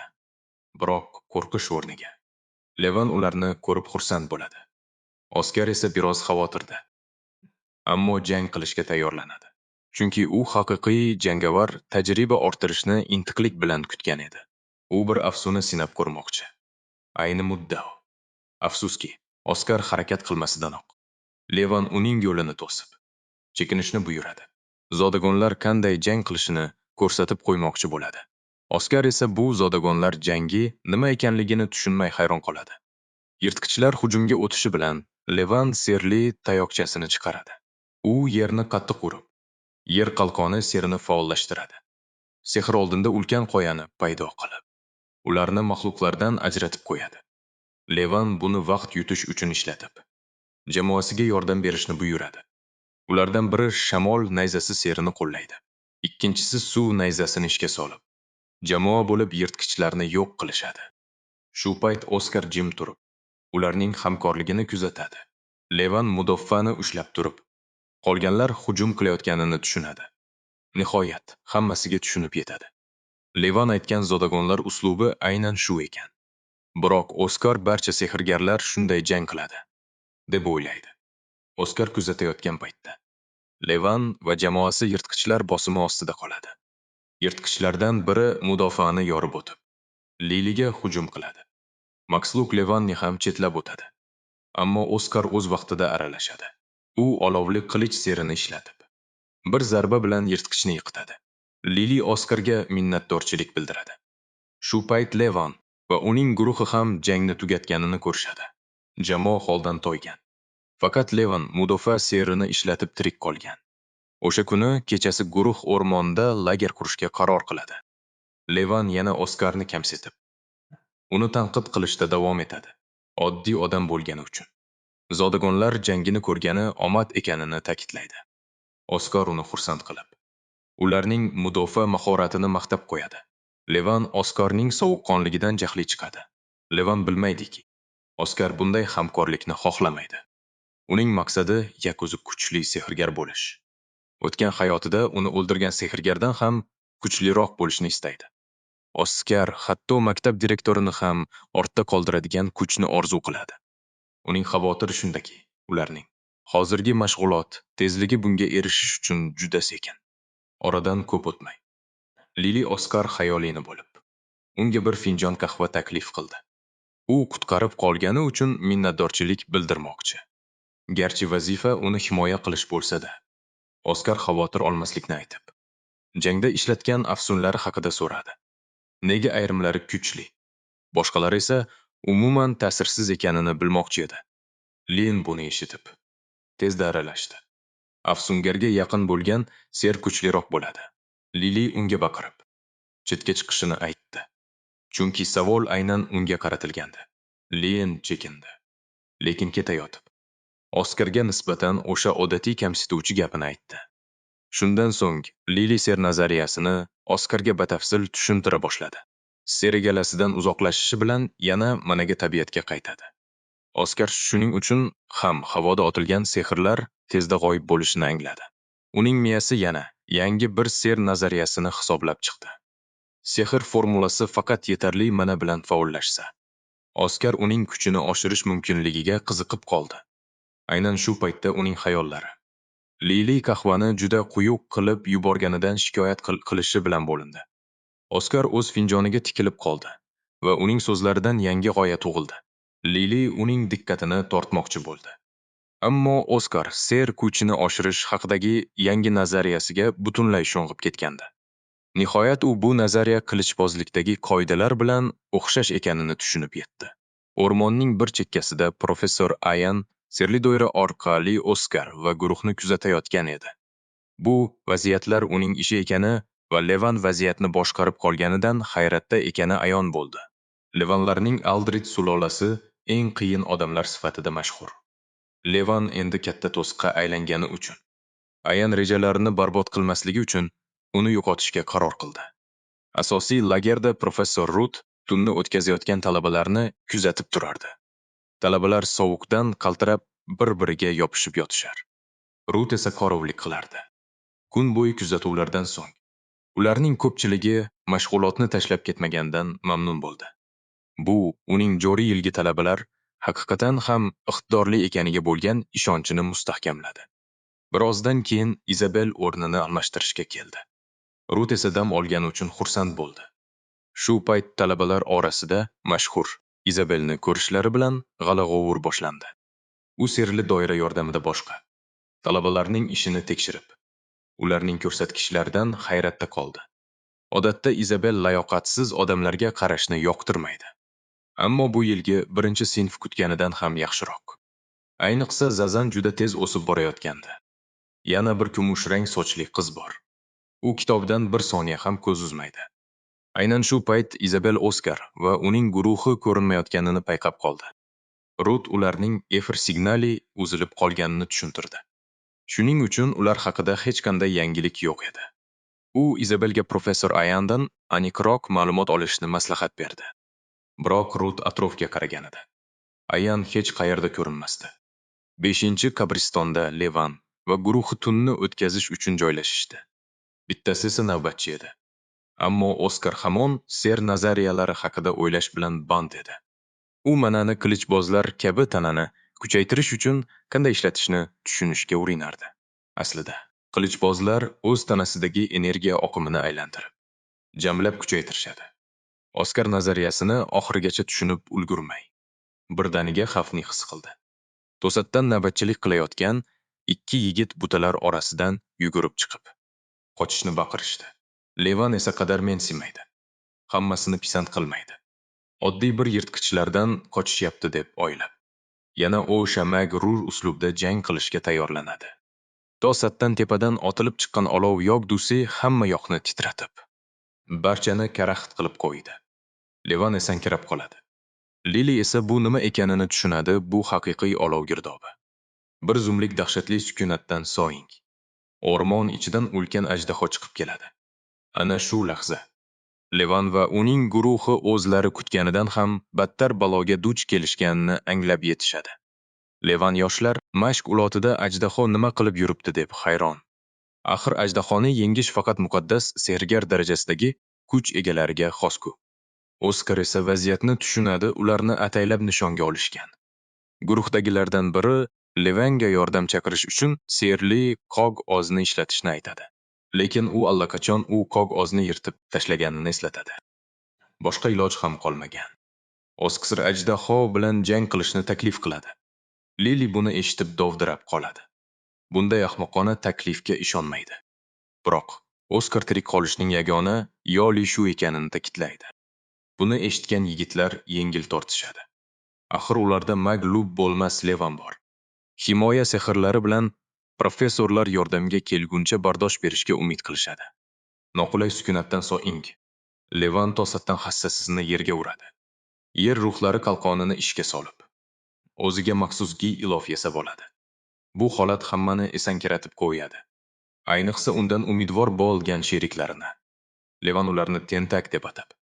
Bu qalqon ajdaho hujumiga bardosh berolmasligini aytadi va o'zi tirik qolish uchun yolg'iz qochish rejasi borligini yashirmaydi. Uning himoyasiga tayangan yigitlar sarosimaga tushib, sarimshaqdek titrashadi. Lekin Lili Oskarga ishonishga qaror qiladi va Oskarning taklifi bilan jang qilish kerakligini dadil aytadi. U oldinga chiqib, ajdahoga o'tkir yer nayzalari bilan hujum qiladi. Yigitlar dastlab sevinishadi. Lekin ajdahoda na bitta tirnalish, na bir zarar bor. Endi ularga kamida ilk or sehrlar kerakligini tushunib yetishadi. Ajdahoga ziyon yetkazish uchun boshqa iloj yo'q. Lili o'zini yem qilib ko'rsatib, Oskarga yordam chaqirishni aytadi. Biroq Oskar uning gapiga quloq solmay, o'z rejasini o'ylaydi. Shu payt bir yigit qo'rquvdan qaltirab, ketma-ket sehrlar o'qiy boshlaydi. Ikkinchisi esa butunlay umid uzib, o'limni kutib o'tiradi. Ajdaho og'zida navbatdagi olov girdobini tayyorlayotgan bir paytda Oskar nihoyat oldinga chiqadi. Lili esa u nima qilmoqchi ekanini kuzatadi. Oskar ajdaho atrof muhitdagi manani yigib, oloviga kuch berayotganini payqaydi.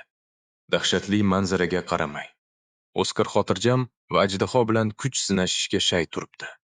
Qadimdan ajdaholar falokat elchilari deb hisoblangan. Ular cheksiz tabiiy manani yutib, o'z olovli nafaslarini kuchaytira oladi. Ammo Oskar bunga qarshi o'zining ajoyib ser nazariyasini o'ylab topdi. U tabiiy manani xuddi shunday siqib, qayta ishlasa nima bo'lishi bilan qiziqadi. Ajdaho olov sochganida Oskarning guruhi olim bilan yuzlashishga tayyorlanadi. Shu payt Levan Ozzining yergi ilofida yolg'iz tirik qolishni o'ylab qaltirab yotibdi. Lili bo'lsa Oskarning hayoti uchun xavotirda. Ammo yigit o'lim qarshisida ham xotirjam. Ajdarho olovi Togri unga qarab kelmoqda. Oskar esa qarshi zarba uchun kuchli o'ti o'qi serini ishga soldi. Ser ajdarho olovini yo'q qildi va to'ppa Togri Makslukning og'ziga tegdi. Shu bilan uning dahshatli hukmronligiga nuqta qo'yildi. Tizzalari qaltirab yerga yiqildi. U Oskarga ishonchsizlik bilan tikilardi. Boshqa tomonda esa Ayan bu jangni serli oynasi orqali kuzatib turardi. Uning ko'zlariga ishonish qiyin.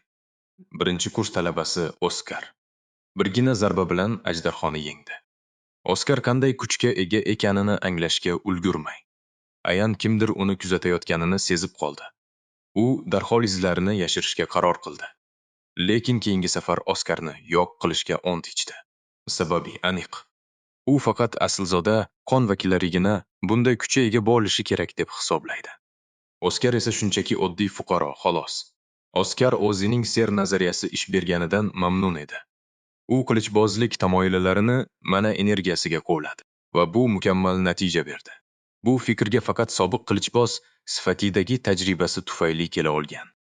Oradan ko'p o'tmay, ikki yigit ajdarho haqiqatan ham o'lganini tekshirib ko'rishdi. Ular hamon omon qolganlariga ishona olmayotgandilar. Nihoyat Levan o'zining tuproqli giyozasidan chiqdi. U ham oddiy fuqaro ajdarhoni maglub etganidan lol qolgandi. Aslzoda bo'la turib, oddiy fuqaro tomonidan qutqarilganiga hali ham ko'zi yetmayapti. Lili ham hayratdan qotib qolgan. Nimalar yuz berganini tushunishga urinardi. Oskar yerga yiqildi. Lili esa darhol uning yoniga yugurib keldi. Oskar esa shunchaki haddan tashqari charchaganini aytib, uni tinchlantirishga urindi. Ishlatgan ser juda kuchli edi. Bor quvvatini tortib oldi. Butun tanasi yonayotgandek. Xuddi hozir portlab ketadigandek tuyulardi. Biroz o'tib, o'rmondan eshitilgan shovqin ularni yana vahimaga soldi. Lili yana bir maxluq hujum qilyaptimi deb o'yladi. Lekin bu Izabel va uning ulkan golemi ekan. Ma'lum bo'lishicha, u teleportatsiya izlarini topib, shu yerga yetib kelgan. Izabel ulardan ahvolni so'radi, lekin guruh hamon shok holatida. Javob berishga kuchlari yetmadi. Oskar uni chaqirdi-yu, hushidan ketdi. Hamma unga tomon yurdi. Izabel esa ajdarho jasadini ko'rib qoldi. U yulduz shogirdi yana imkonsiz ishni uddalaganini darrov tushundi. Akademiyaga qaytishlari bilan ularni bitta-bitta so'roq qilishga ahd qildi. Guruhdagilar Oskar uchun qattiq xavotirda edilar. Levan esa akademiyaga qaytgach, boshiga tushadigan sharmandalikdan qo'rqardi. Guruh akademiyaga qaytish uchun yo'lga chiqdi. Sog' aygandan so'ng Oskar direktor Balsamus bilan uchrashib, sarguzashtlari haqida so'zlab berdi. Balsamus Oskarga akademiya hududida hujum qilinganiga ishona olmadi.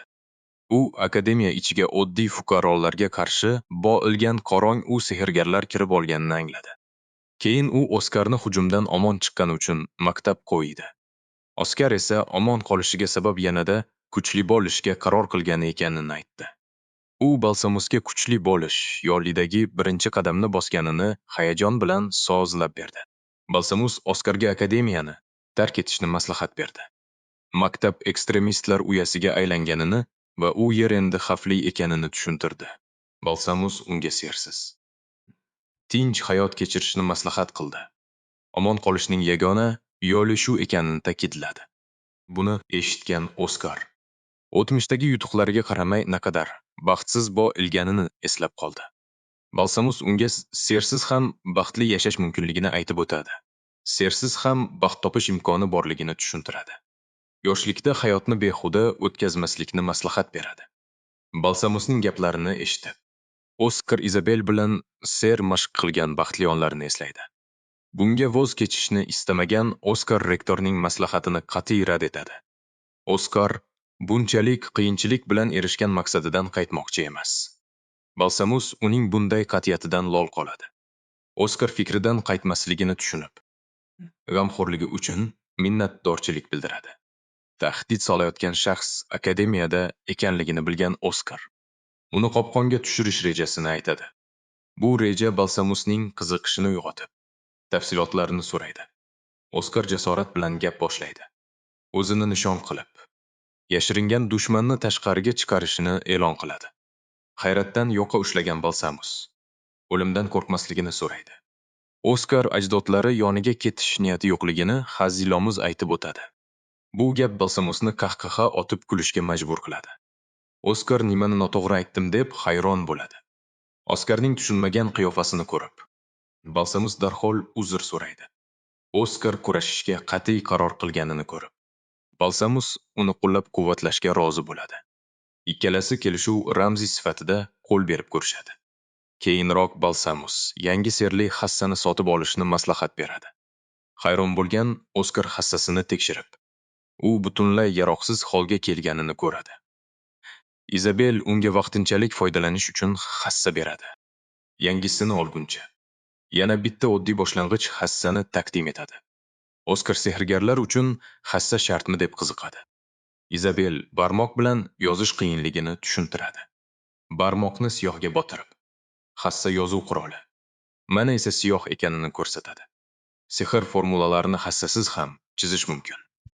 Lekin ular juda qiyshiq va sifatsiz chiqadi.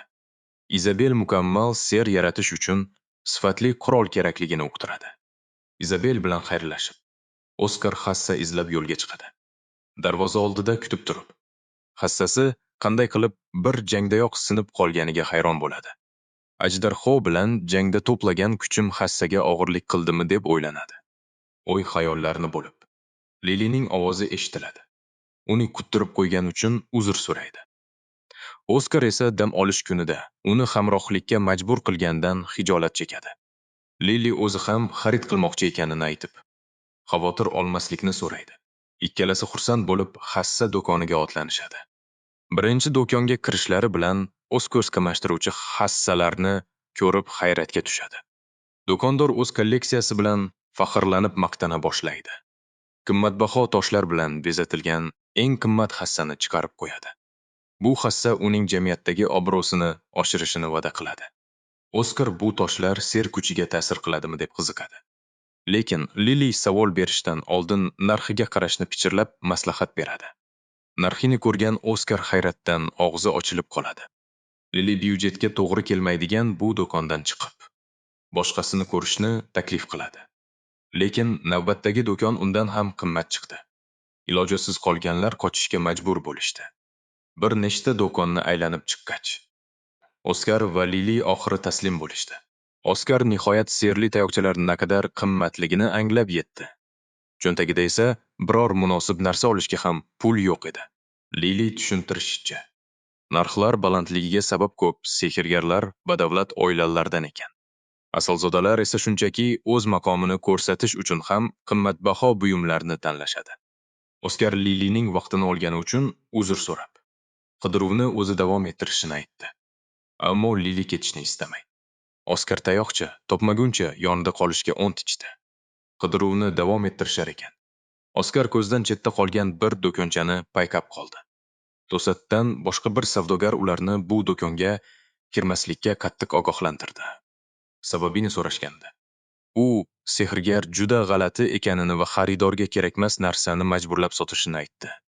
Oskar esa bu ogohlantirishga qaramay, bir muddat do'konga tikilib qoldi. Baribir ichkariga kirib ko'rishga qaror qildi. Lili uni to'xtatmoqchi bo'lib, biror narsa sotib olmaguncha u yerdan chiqib keta olmasliklarini aytdi. Biroq Oskar unga quloq solmay, quvnoq kayfiyatda eshikni ochdi.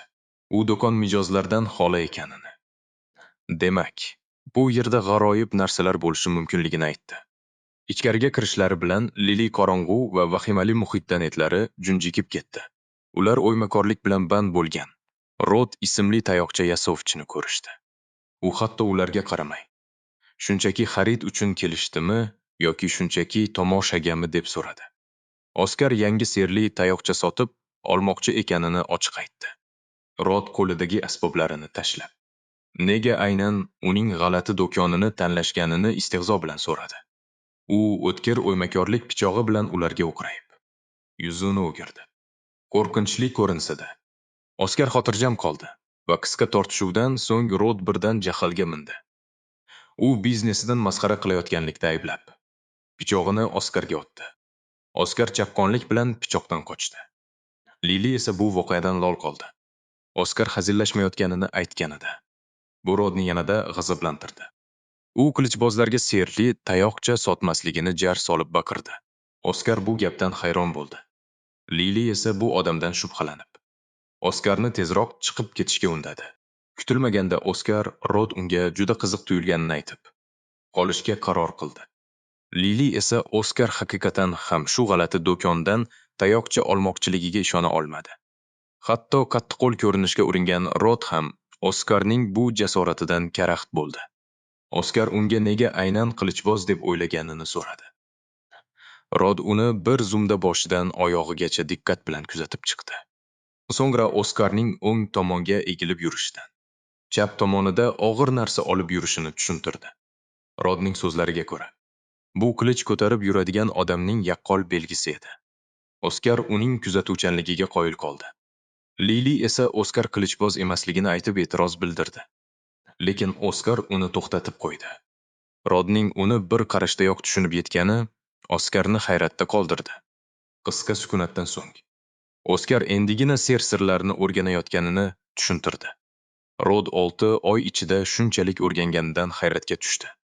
Oskar otasi uni qilichbozlikka o'rgatganini va eski odatlari hali ham saqlanib qolganini aytdi. Shu sababli uning qomatida o'sha eski mashg'ulotlarning ta'siri qolgan edi. Lili unga yordam berib, Oskar ham u kabi sehrgarlik akademiyasi talabasi ekanini tasdiqladi. Rod yangi tayoqchaga nega ehtiyoji borini so'radi. Oskar esa eskisi sinib qolganini tushuntirdi. U singan hassani Rodga ko'rsatadi. U esa buni tekshirib ko'radi. Rod esa hassa butunlay yaroqsiz bo'lib qolganini aytadi. Diqqat bilan qarab, hassa ichidagi serli doira chil-chil singanini tushuntiradi. Bunga sabab hassaga juda ko'pi mana haydalgani. Oskar tushunmagach, Rod hammasini batafsil tushuntira boshlaydi. Katta hassalar ko'pi mana sigdiradi, lekin ularni boshqarish qiyinroq. Kattaroq hassalar mukammal mana nazoratini talab qiladi. Bu esa ishni murakkablashtiradi. Rod bu sodda hassa o'lchami tufayli yangi boshlovchilar uchun ayni muddao ekanligini aytadi. So'ngra u eslatib o'tadi. Sehrgarlar akademiyasi professorlari tajribali bo'lgani uchun murakkab hassalardan foydalanishadi. Rodning tushuntirishidan keyin Oskarning yangi serli nazariyasiga oddiy hassa bardosh bera olmaganidan hayron qoladi. U Roddan o'zga mosini tavsiya qilishni so'raydi. Lekin Rod sotish haqida hali qaror qilmaganini aytadi. Oskar va Lili bunga hayron qolishadi. Chunki Rod ularga iliq munosabatda bo'lgandi. Rod hassa ko'rgazmasiga ishora qilib, eng yaxshisini tanlashni buyuradi. Agar tanlov ma'qul kelsa, uni sotishni aytib o'tadi. Oskar ko'rgazmani ko'zdan kechira boshlaydi. Lili esa nafasini ichiga yutadi. Uning xavotiri ortib bormoqda. Chunki hassaning qimmati uning o'lchami va materialiga bog'liq. Nodir materialdan yasalgan hassalar qimmat. Chunki ular mana o'tkazuvchanligini oshiradi. To'satdan Eng yuqori javondagi bir hassa Lilining e'tiborini tortadi. Uni diqqat bilan o'rganib chiqqach, u bu hassa qimmatbaho Hagonomi yog' ochidan yasalganini tushunadi. Lili bu hassaning narxi bilan bir yil bemalol hashamatda yashash mumkinligini biladi. U ichida Oskarning o'sha hassani ko'rishini so'raydi. Lekin foydasi yo'q. Oskar baribir Oskarda. Ko'zlari Dokondagi eng oddiy hassaga tushadi. U hassani qo'liga oladi va xuddi lotereyada yutgandek uni siltab, shu ma'qul ekanini g'urur bilan aytadi. Lili esa dovdirab qoladi. Rod esa bu tanlovdan lol. Lili shoshib eng qimmat hassani ko'rsatib, tanlovini o'zgartirishni iltimos qiladi. Biroq Oskar unga yaxshi hassa tanlash kerakligini, eng qimmatini emasligini uqtiradi. Lili yaxshi hassa deganda nimani nazarda tutayotganini tushunolmay hayron.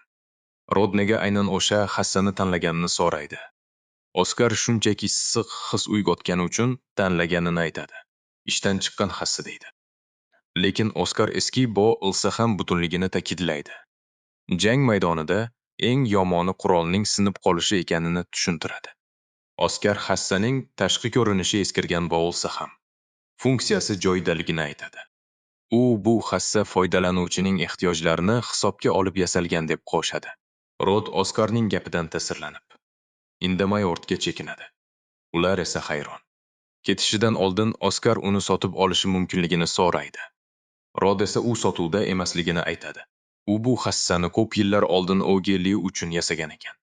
Oskar va Lili buni eshitib hayron. Lili nega sotilmaydigan hassani ko'rgazmada saqlashini o'ylaydi. Rod hassadan oldin egasi vafot etgani uchun shunday ekanini aytadi. Biroq Ogilayning o'limi haqida boshqa ortiqcha gapirmaydi. Rod shunchaki Oskarga tayoqcha juda eskirganini va uni yaxshi deb bo'lmasligini aytdi. U indamay ish joyiga qaytdi. Lili esa ketish vaqti kelganini tushundi. U Oskarga yaxshi tayoqcha topmagunicha yonida qolishga va'da berdi. Rod tayoqcha sotmaganidan Oskar biroz xafa bo'ldi. Chunki suhbat qiziq kechayotgandi. Ammo do'kondan chiqishga cho'glanishgan edi. Rod ularni ortga chaqirdi. Oskar hayron qoldi. U Oskarga mos keladigan tayoqchani olib kelguncha kutishni buyurdi. Bu xabarni eshitib, Lili va Oskar quvonib ketishdi. Mehnatlari zoya ketmadi. Rod tayoqcha ortidan ketishi bilan Lili yengil nafas oldi. Do'konga kirganlardan beri u juda asabiy edi. Oskar uni bezovta qilgani uchun uzr so'radi va Rod qanday tayoqcha bermoqchi ekanligi qiziqayotganini so'radi. Afsuski, Lilining asablari hali joyiga tushmagandi. U bu sarguzashtdan uncha hayajonlanmadi. Oskar bundan juda zavqlanayotganini u yaqqol sezdi. To'satdan Ayan do'konga kirib keldi va ularni ko'rib qotib qoldi. Oskar va Lili ham hayron qolishdi. Ayan esa nima uchun bu yerda ekanliklarini so'radi. Xonaga noqulay sukunat cho'kdi. Ayan xuddi jangga tayyorlanayotgandek qamchisini qattiq siqdi. Oskar unga tik qarab turdi. Soddadil Lili esa quvnoq ohangda Ayan tayoqcha olgani keldimi deb so'radi. Ayan mavhum javob qaytardi. Shu payt Rod qaytib kelib, uni xushchaqchaq kutib oldi. Ayan Rodga bosh irgadi-yu, xuddi qarzdorlardan qochayotgandek do'kondan chiqib ketdi. U Rodga mijozlar bilan bandligini bilib, keyinroq kelishini aytdi. Lili uni kuzatib qo'ymoqchi bo'lib yugurdi. Ammo Ayan allaqachon uzoqlashib bo'lgandi. Lili professorning Rod bilan ilgan ishiga xalaqit berib, qo'ydikmikan deb xavotir oldi. Bu voqealar davomida Oskar xotirjam va jim turdi. Bir necha soniyadan so'ng Rod sirli tayoqchani tozalab, uni Oskarga yangi hamroh sifatida uzatdi. Oskar u unchalik ko'rkam bo'lmagan tayoqchaga xuddi mo'jizaga qaragandek ko'zlari yongan holda boqdi. Lili bu tayoqcha o'sha mashhur kelib chiqish daraxtidan yasalganini tanidi. Bu ulkan daraxt ma'lum bir orol davlatida o'sishi aytiladi. U har qanday iqlimda, eng o'g'ir sharoitlarda ham o'saveradi. Uning tanasi hech qachon qurmaydi va chirmaydi. Barglari doim yashnagan. Shoxlari esa o'nlab yillar davomida yangilanib turadi. Bunday daraxtdan yasalgan tayoqchani ko'rib, Lili hayratdan qotib qoldi. Chunki u eng noyob va qimmatbaho material hisoblanadi. Lilining bilimdonligi Rodni lol qoldirdi. U tayoqcha juda katta miqdordagi manani ko'tara olishini aytdi. Tayoqchaning ko'plab afzalliklari ichida faqat shu jihati Oskarni qiziqtirdi. Ammo u quvonishga ulgurmay, Lili kamtarona byudjetlari tufayli qancha qonlardan chiqib ketishganini eslatdi. Buni eshitgan zahoti Oskarning quvonchi yoqqa chiqdi. Shunga qaramay, Rod tayoqchani unga uzatib, uni sotmasligini aytdi. U buni marhum o'g'li uchun sov sifatida yasaganini tushuntirdi. Urushdan qaytgach bermoqchi edi. Ammo yigitcha qaytib kelmadi. Oskar tayoqchani xuddi sinib ketadigan tuxumdek ehtiyotkorlik bilan qo'liga oldi. Rod ish joyiga qaytar ekan. Buning uchun pul kerak emasligini ta'kidladi. Ular jim qolishgach, Rod qat'iy ohangda yana qaytardi. U Oskarga boshqa tayoqcha sotish niyati yo'qligini bildirdi. Rod tushuntirishicha, do'kondagi boshqa hech bir serli tayoqcha Oskar uchun mos emas. Ishongan Oskar yangi qurolini mahkam ushlab, Rodga kamtarlik bilan rahmat aytdi. Rod uni tezroq haydab, tayoqchani sinab ko'rishni buyurdi. Oskar tayoqchani to'g'ri ushlab, ko'zlarini yumdi va unga mana oqimini yo'naltira boshladi. Rod esa Oskar tayoqcha bilan qanday bog'lanayotganini diqqat bilan kuzatdi. Oskar tayoqchaga mana yuborayotganda g'alati bir hisni tuydi. Ilk bor foydalanayotgan bo'lsa-da, bu xuddi yillar davomida ishlatib kelgan qurolidek tuyulardi. Oskar ishni tugatishi bilan Rod ularni do'kondan tezroq chiqib ketishga buyurdi. U do'konni haqiqiy xaridorlar uchun ochishi kerakligini ta'kidladi. Oskar Ayan haqida so'rab qolishga qaror qildi. U Roddan Ayan tez-tez bu yerga kelib turishini surishtirdi. Bir necha kun o'tib, Oskar va Lili sinfdoshlari oldida 5-qabristondagi hodisa haqida gapirishdi. Maktab allaqachon bu voqeani teleportatsiya doirasidagi nosozlik deb e'lon qilgandi. Hamma Oskar va uning guruhi omon qolganiga hayron qolgan edi. Ular Levan qo'rqoqlik qilgani haqida g'iybat qilishib, uni ayovsiz tanqid qilishardi. To'satdan qamchi ovozi eshitilib, Ayan kirib kelishi bilan sinf jimib qoldi. U barchani qattiq qo'yi boshladi. Dars paytida uning hurmatli shaxsiga e'tibor bermay pichirlashgani uchun. O'quvchilar qo'rquv ichida uzr so'rashdi. Oskar esa xotirjamlik bilan domlaga tikilib qoldi. Rod unga Ayan marhum o'g'lining otryad sardori bo'lganini aytgandi. Ayan jang maydonida o'g'li halok bo'lganida yonida bo'lgan va xabarni Rodga o'zi yetkazgan. Ayan o'sha eski tayoqchani xotira sifatida qaytarib bergan. Lili bu hikoyani eshitib, qattiq ta'sirlandi. Rod hatto Ayanni yaxshi inson deb maqtadi. U oddiy xalq vakili bo'lgan o'g'liga zodagon Ayan har doim yaxshi munosabatda bo'lganini aytib berdi. Buni eshitgan Oskar ko'zlari kattalashib, Rodga savol berdi. Tayoqcha shu qadar ko'p ishlatilganki, uning o'g'li zodagonlardan ham kuchli sehrgar bo'lganmi? Rod hayratda qoldi va Oskar buni qayerdan bilganiga lol qoldi. Rodning hikoyasidan so'ng Oskar izlayotgan javobini nihoyat topdi. Ayan dala o'quv mashg'ulotlariga mas'ul professorlardan biri ekanini esladi. Bu esa uni asosiy gumonlanuvchiga aylantirardi. Oskar Ayan hayotiga suiqasd qilgan shaxs ekaniga amin bo'ldi. Chunki Ayan hali fosh bo'lganini bilmaydi. Birinchi bo'lib zarba berishga qaror qildi. Keyinroq Ayan aloqa sirli doirasi orqali o'z tashkiloti bilan bog'landi. Sirli ovoz Ayanni jang maydonidagi vazifani bajargani uchun maqtadi. Ular kutilganidan ham a'lo darajada ishlagani uchun uni olqishlashdi. Ovoz yana undan sirli akademiyada ham xuddi shunday natija kutishayotganini eslatdi. Ayin ko'rinib turgan darajada xavotir bilan buyruqni bajarishini aytdi. Xuddi ikkilanishini sezgandek. Ovoz undan maktabdagi vazifa jang maydonidan qiyinroqmi deb so'radi. Ayan tezda yo'q deb javob berdi. Ovoz esa natija tezroq kerakligini talab qildi. Ayan o'sha joyda qotib qoldi. Ko'zlari tashvishga to'la edi. Shu payt direktor xonasida Oskar topgan dalillarini direktorga oshkor qildi. Balsamus hujum ortida Ayan turganini eshitib, shokka tushdi.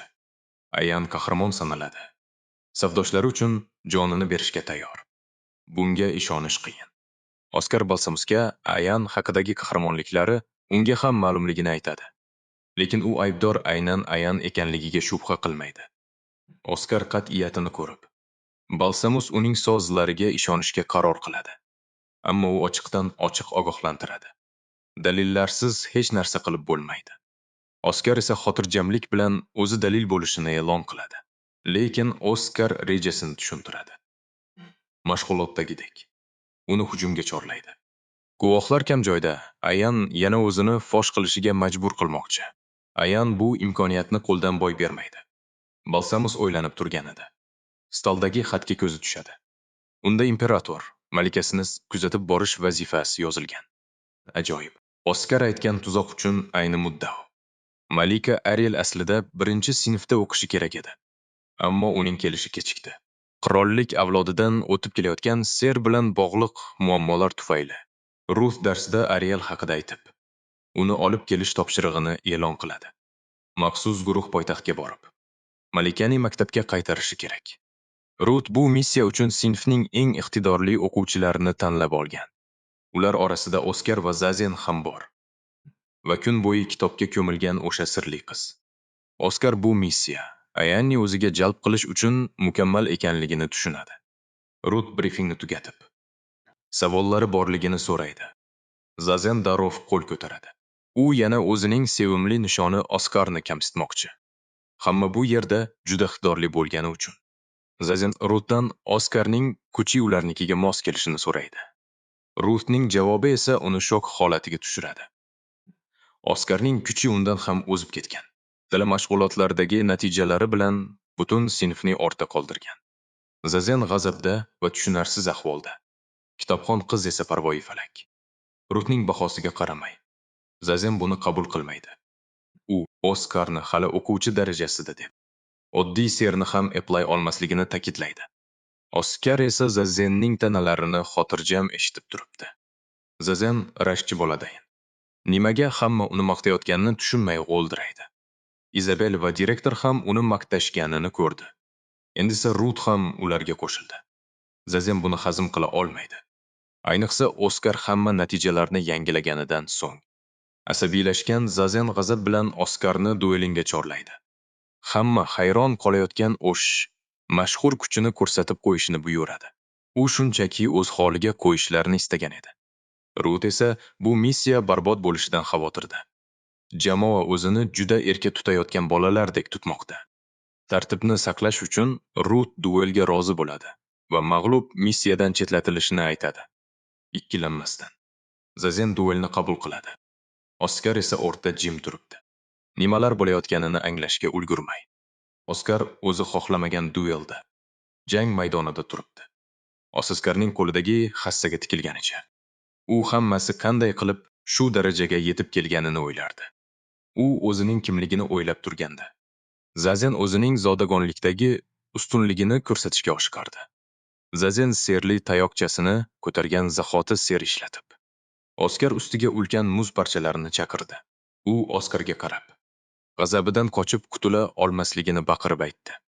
Shu lahzada Oskar jangni qabul qilishga ahd qildi. Chunki uning oldida bundan ham muhimroq maqsadlar bor edi. Ayanni yo'lga tushirish uchun bu jangda yutqazish imkonsiz edi. O'zini qo'lga olgan Oskar nihoyat Zazenning jang taklifini qabul qildi. Garchi hamma uni Gilois xonadonining iste'dodli dahosi deb maqtasadi. Zazen hech kim bilmaydigan ichki ishonchsizlik bilan kurashardi. U hech qachon qoniqmaydigan mukammaliyatchi edi. Hamma uni maqtasa ham. Zazen o'z mahoratidan sira ko'ngli to'lmasdi. Muz sergi ixtisoslashgan xonadonlar ichida Galois oilasi eng kuchlisi hisoblanadi. Biroq mukammal akasiga solishtirganda Zazen o'zini hech kimdek his qilardi. Zazen bolaligidan sehrga tug'ma qobiliyatli emas edi. Shuning uchun u hammadan 2 barobar ko'proq mehnat qildi. U atrofidagilarning umidini oqlashni va akasiga yetib olishni juda istardi. Zazen Oskarga qarshi chiqdi. Chunki u Gilot nomiga munosib sehrgar bo'lishni xohladi. Zazen kuchli muz nayzasini otdi. Lekin Oskar ulardan chaqqonlik bilan qochib qutuldi. Zazen hujumdan qochganini tan olib, o'yinni yanada kuchaytirishga qaror qildi. U Oskarni tuzoqqa tushirish uchun kuchli muzlatish serini ishlatdi. Uning harakatlanishdan mahrum qilib qo'ydi. Oskarning qo'li va tayoqchasi muzlab qoldi. Lekin u olov serini ishlatib, Zazenning muzdan ozod bo'ldi. Zazen Oskarning serni bunchalik tez yo'q qilganidan dovdirab qoldi. Ikkalasi bir-biriga tikilib, navbatdagi qadamni kutishdi. Shu payt Ruth jangni uzoqdan kuzatardi. Kitobxon qiz esa burchakda o'tirardi. Bu ortiqcha erkaklar musobaqasiga umuman qiziqmasdi. Jang davom etar ekan. Ruth Oskarning olov bilan o'ralib muzni parchalaganidan hayratda qoldi. U Oskarning harakatlariga e'tibor qaratdi. Uning harakatlari xuddi janglarda ko'p qatnashgan odamnikiga o'xshardi. Biroq kuzatuvlaridan so'ng u Zazenning mana sig'imi Oskarnikidan kattaroq deb o'yladi. Oskar Zazenning kuchidan yengilishiga ko'p qolmagandi. U o'ylaganidek. Oskar tez orada Zazenning muz nayzalari bilan o'rab olindi. Zazen g'alaba qozonganiga ishonchi komil edi. Zazen takabburlik bilan oddiy inson uchun Oskarning iqtidorini maqtadi. Lekin u hali ham bu ko'p yillik mashg'ulotlari va tajribasiga teng emasligiga ishonardi. Zazen Oskarni yengib, ustunligini ko'rsatish uchun yana bir kuchli muz nayzasi serini ishlatdi. G'alati narsa sodir bo'ldi va hatto kitobxon qizni ham to'xtatdi. Hech qachon kitobidan ko'z uzmaydigan qiz boshini ko'tardi. Ruth Oskar managa burkangan holda yerdan ko'tarilganini ko'rib lol qoldi. Oskar Zazenni kuttirgani uchun uzr so'radi. Go'yo u shu paytgacha qizinyapti deb o'ylardi. U tayyorgarlik ko'rish uchun vaqt ajratganini aytdi va bu Zazenni karaxt qildi. Oskar Zazenga hujumga o'tishini ishonch bilan ma'lum qildi. Lekin Zazen endi hammasi kech ekanligini aytdi. U Oskarni qamab qo'yish uchun oxirgi kuchli muz qamoq serini ishlatdi. Bu Oskar uchun kutilmagan hol bo'ldi.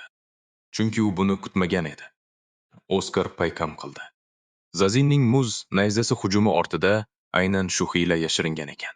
U xotirjam. Mana takomillashuvi yakunlangan. Zazenning bu muz qamog'i esa uning uchun shunchaki o'yinchoq. Yangi serli hassasi o'sha mashg'ulotdagi ajdahoni yiqitgan kuchga dosh bera olishiga ishonchi komil. Zazen uni muz qamog'iga kiritishga urinayotgan bir paytda Oskar olov qilichi sehri bilan muz qamog'ini bir zarbada chil-chil qilib tashladi. Zazen o'zining eng kuchli hujumi qaytarilganidan shokka tushdi. Ruth ham hayratda. Hatto kitobxon qiz ham jangni kuzatishga o'tdi. O'z serining kutilganidek ishlayotganidan mamnun. Mana oqimi tanasini yengillashtirib yuborgandek. Sehrlari esa hech qanday nuqsonsiz. O'z-o'zidan namoyon bo'lmoqda. Bu Oskar uchun haqiqiy zavq. Zazen uchun esa kun omadsiz. Uning himoyasi yorib o'tildi. Oddiy odam uning mudofaasini bunchalik oson yenganiga ishonmaydi. U yana qarg'inmoqchi bo'lgan edi. Oskar unga yaqinlashdi. Oskar yaqinlashayotganini ko'rib, Zazen beixtiyor akasini esladi. O'sha vaqtlar u faqat akasiga o'xshashni orzu qilardi. Biroq akasi doim Zazen uni ortiqcha baholayotganini aytardi. U o'zini hech qachon g'ayrioddiy deb hisoblamagan. Dunyoda uni arzimas qilib ko'rsata oladigan son sanoqsiz odamlar borligini ta'kidlardi. Endi esa qarshisidagi Oskarga qarab, Zazen akasi nimani nazarda tutganini tushundi. Nihoyat, Oskar ular orasidagi masofani yo'q qildi. U hassasini zarbaga ko'targan lahzada Ruth jangni to'xtatishni buyurdi. G'olib allaqachon aniqlanganini e'lon qildi. U jangni to'xtatdi. Zazen esa ko'kragiga taqalgan hassaga qarab jimgina taslim bo'ldi. Boshqa bir joyda Levan g'azabdan o'zini qo'yarga joy topolmayapti. Mashg'ulotdan keyin uning qo'rqoqligi haqidagi mishmishlar maktab bo'ylab tarqaldi. Hamma uning ortidan g'iybat qiladi. Levan dushmanlarcha qarashlardan to'yib ketgan va bu sharmandalikda Oskarni ayblaydi. To'satdan eshik taqilladi va Levan eshikni g'azab bilan ochdi. Bor ovozi bilan baqirgan holda. Eshik ortida professor Ayan turganini ko'rib, hayratdan qotib qoldi. Zazen sinfga kirgandi. Ko'zlari Oskar bilan to'qnashdi va ular uzoq tikilib qolishdi. Zazen Oskarga unga havas qilganini aytgan edi. U yillar davomida qilgan mashg'ulotlari Oskar iste'dodi qarshisida hech narsaga arzimay qolganini qabul qila olmadi. Oskar unga yordam qo'lini uzatdi. Lekin Zazen uni itarib yubordi. U qancha vaqt ketishidan qat'iy nazar baribir Oskarni ortda qoldirishga va'da berdi. Garchi Oskar bu chaqiriqni mamnuniyat bilan qabul qilgan bo'lsa-da, u o'z iste'dodi hech kim yetolmaydigan darajaga yetguncha rivojlanishda davom etmoqchi. Kuzatuv missiyasidagi o'rni kafolatlangach, Oskar ertangi kun Ayan bilan bo'ladigan uchrashuvni intizorlik bilan kutadi. Keyinchalik dars paytida Rut navbatdagi mana o'lchash sessiyasini o'tkazishini e'lon qildi. Levan sinfga kirib keldi. Ko'rinishi xotirjamroq. O'ng qo'li esa bog'langan. Rut unga darsga kechikkanini aytdi. Lekin Levan uni mutlaqo e'tiborsiz qoldirdi. U talabalarning g'iybatlariga e'tibor bermay, to'g'ri o'z o'rniga qarab ketdi. Oskarni ko'rib qisqa pauza qildi. Lekin uni pisand qilmay, indamay o'tirdi. Oskar nimadir noto'g'ri ekanini sezdi va Levan qo'liga nima bo'lgani haqida o'ylay boshladi. Rut sinfni tinchlantirdi. Mana o'lchash jarayoni boshlanmoqda. Hamma jim. Darsdan keyin Lili hayratda. Oskar juda qisqa vaqtda kuchini oshiribdi. Oskar esa yangi hassa haqida gapiradi. U go'yoki tanasining bir qismiga aylangan. Lili ham Rodning do'konidan yangi hassa olsachi deb o'ylab qoldi. Len yo'lini to'sdi. Buni ko'rgan atrofdagilar pichirlab, uni masxara qilishda davom etishdi. Urishish o'rniga. Levan tog'ridan to'g'ri so'radi. Menga kuchli bo'lishni o'rgat. Oskar dovdirab qoldi, bu nima degani? Levan esa asabiylashib, o'zingni ahmoqlikka solma. Sirini bilaman dedi. Qanaqa sir? U nimani biladi? Ozi. Oskar Leanning mashg'ulot maydoniga ergashib bordi. Levan hatto maydonni band qilib qo'ygan ekan. Ajablandim. Oskar aniqlik kutishga urinadi. Qanaqa sir haqida gapiryapsan? Levan esa hamon og'zida qotib qolgan yana og'zini bilmaslikka oladi-ya. Levanda voqilyaptiki, Oskar o'sha ajdahoni yenggan kuchi birov tomonidan taqdim etilgan. O'ziniki emas emish. Oskar nima deyishni ham bilmaydi. Bu qanaqa safsata? Bu gaplar Levanni yanadagi azoblantirdi. U Oskar uni masxara qilyapti deb o'ylaydi. Hammangiz meni ahmoq deb o'ylaysizlar. Shundaymi? Leaning bog'langan qo'llari yorilib, shisha boshladi. Bir qo'lli o'tkir tikanli yirtqich panjaga aylanib qoldi. Oskar esa hayratdan qotib qoldi. Ko'z o'ngida sodir bo'layotgan bu mutatsiyaga ishonib bo'lmaydi. Hatto Tin ham nima bo'layotganini tushunmayapti. Shartnomani o'qimagan shekilli. Oskar yordamga oshiqadi. Lekin Levan o'zini boshqara olmayapti. Temir odamdek kuch va'da qilishgandi. Bu esa butunlay boshqa narsa. Levan baqirib yubordi. Men bunday natijani kutmagandim. Afsuski, qo'li mutatsiyada davom etib, unga azob beryapti. Shu payt yerdan tikanlar otilib chiqdi. Oskar zo'rg'a qochib qoldi. Oskar chaqqonlik bilan tikanlardan otib, Leanni kuzatishda davom etdi. Leanning harakatlari g'alati. U xuddi kimningdir irchogi kabi. U kuch olgani haqida gapirgandi-ya. Oskar nihoyat bu o'rta kim turganini anglab yetdi. Lean esa hamon o'zining baxtsiz taqdiridan nolishda davom etyapti. Omon qolishni xohlaganim aybmi? Do'stlariga qilgan ishi uchun pushaymonlik hissi uy yonayotgandek. Levan tan oladi. Hamma uchun kuchli bo'lishni juda xohlagandim. U chalgigan lahzada Oskar hujumga o'tdi. Lin o'sha dahshatli qo'li bilan zarba bermoqchi bo'ldi. Lekin Oskar osonlikcha chekindi. Levan yana harakat qilmoqchi bo'lganida Oskar uni orqadan urib, hushidan ketkazdi va yerga yotqizdi. Keyin esa Ayan uchun baqirdi. Bechorani o'yinchoq qilib ishlatdingmi? Ayan yaqin atrofda, yashirinib kuzatmoqda. O'rtada esa Ayan paydo bo'ldi. Qamchisini silkitib, u Oskarni odobsiz oddiy odam deb kamsita boshladi. Xuddi yorilib ketgan fazoda muallaq turgandek qotib qolgan.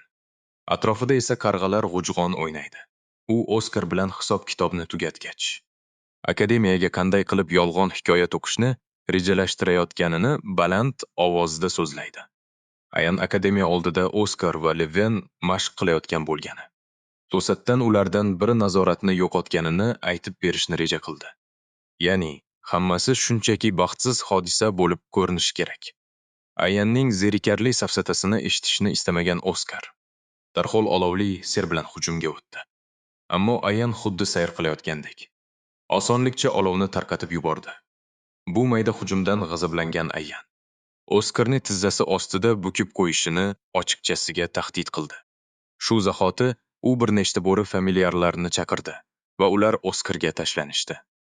Jang qizigan pallada Oskarning xayoli ustoz bilan bo'lgan suhbatga ketdi. Balsamus uni ogohlantirgandi. Ayan familiarlarni boshqaradigan juda kuchli sehrga ega. Uning usuli esa dahshatli.